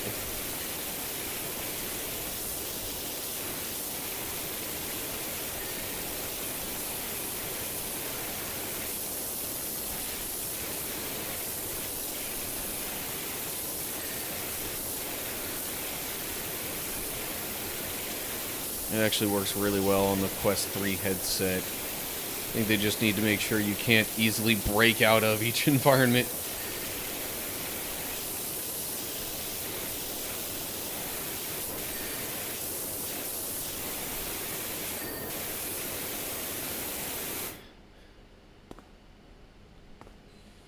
Oh, so she's heading over to Twitch now, which is fine, although I will admit I will probably not be streaming for too much longer tonight. Oh, we need to get the brake lights. Which... okay. And the bonnet. Which part of the car is considered the bonnet? I am not British.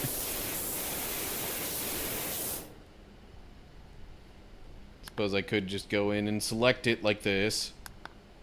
Okay, that's what I figured. So what's not clean? Probably under here. No? What am I missing? There we go.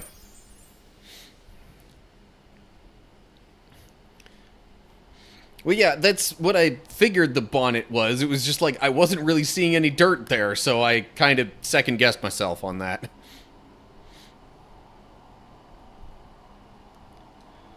Okay. And now there's also... okay, $10? This has got to be the lowest paying job in the entire game, at least thus far. But before I get into that, that actually leaves me sort of curious. So, like... if I go in here... oh, hello. Okay. We've got SpongeBob, Midgar, Tomb Raider, Seasonal Specials, Back to the Future, Warhammer 40k. Okay, well, I might look into those and see what all is free and what's not sometime in the near future.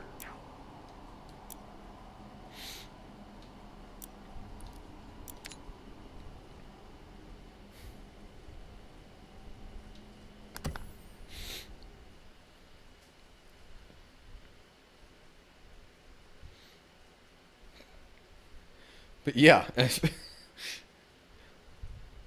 I knew there was some DLC, but didn't know there was that much. Okay, well, here we go. Cleaning penny farthing.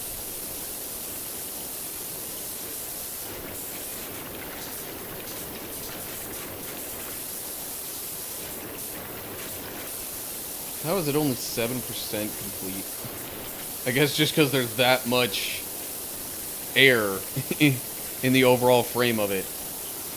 Am I planning on raiding after the stream? Yes. I have not specifically planned out who I am going to raid, but yes.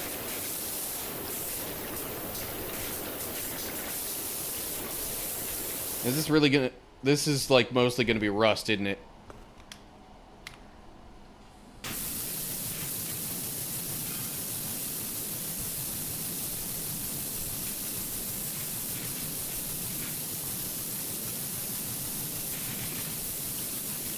With it mostly being rust, I will probably need to use a nozzle like this to get the majority of it gone.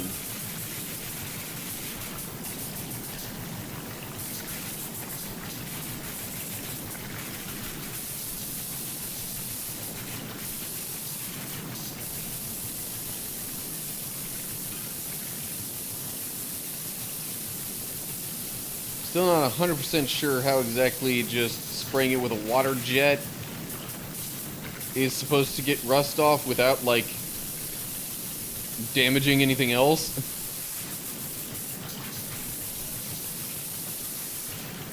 Maybe that's another case of video game logic there. I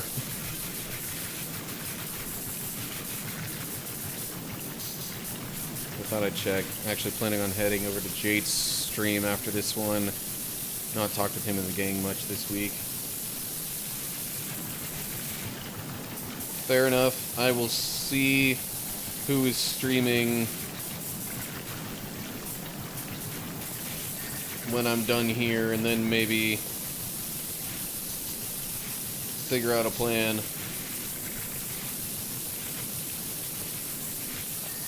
If I decide on somebody other than Jate, I mean, I think you still get, like, extra channel points. Impeccable balance. Stand on the penny farthing for... I didn't even realize that was a thing. I did that purely by accident.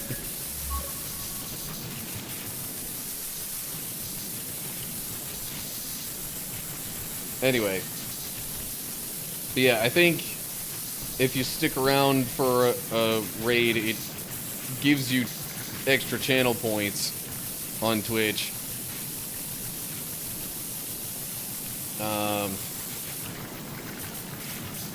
I don't know if there's a particular cutoff of like, okay, you have to watch the person that's being raided for a certain amount of time to actually get those points. I'm not aware of any such thing, but I'm also not going to deny the possibility.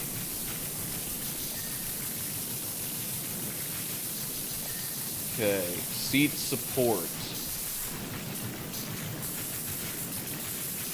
I think that's something back around here. There we go. Job complete. Pretty sure you just need to follow the raid over. Okay. Does, but it isn't that much. I was actually collecting points for one of the more expensive redeems on Jate's stream.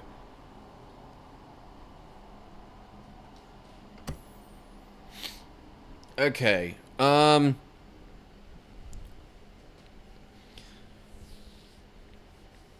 Honestly,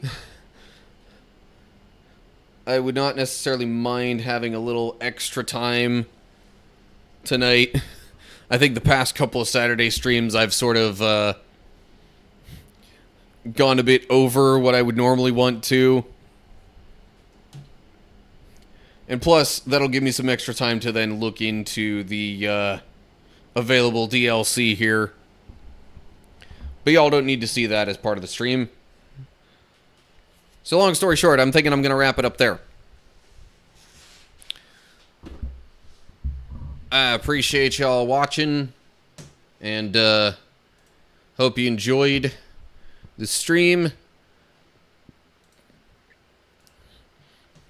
In case you missed it, by the way, before I go though, starting a week from this Monday, so starting on the 24th, I'm thinking I'm going to do a, like, kind of full-time streamer preview week. It is the week of my birthday, and so I'm thinking to make it special, I'll just kind of act like I'm a full-time streamer for a week and see what results from that.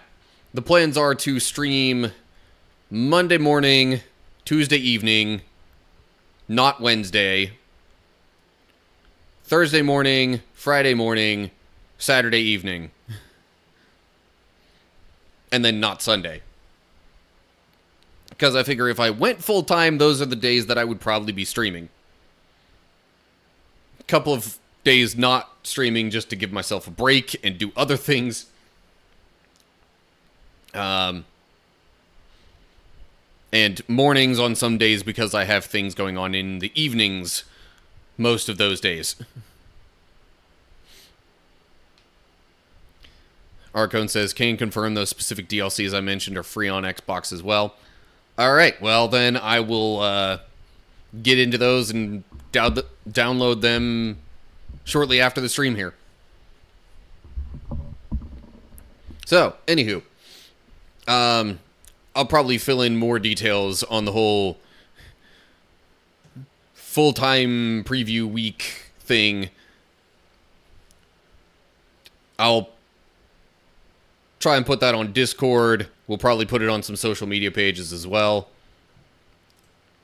But that's really all the more that I have to talk about. So, I hope to see y'all soon for another live stream. Next week will just be the normal Tuesday, I guess also Thursday morning, and then Saturday streams. So, feel free to tune in for any one of those that you might be available for. But that's going to do it for me. I don't think I'm going to raid Jate this time around. I've got somebody else who I'm not sure I've raided at all. Definitely haven't in a while. Just trying to make more connections with people that way. So I'm gonna whip up a raid on somebody who's currently playing Smash Bros. But that's all I've got. Hope you're all doing well. Hopefully I'll see you soon for another live stream or something like that. But whatever ends up happening, till next time, stay cool, everybody.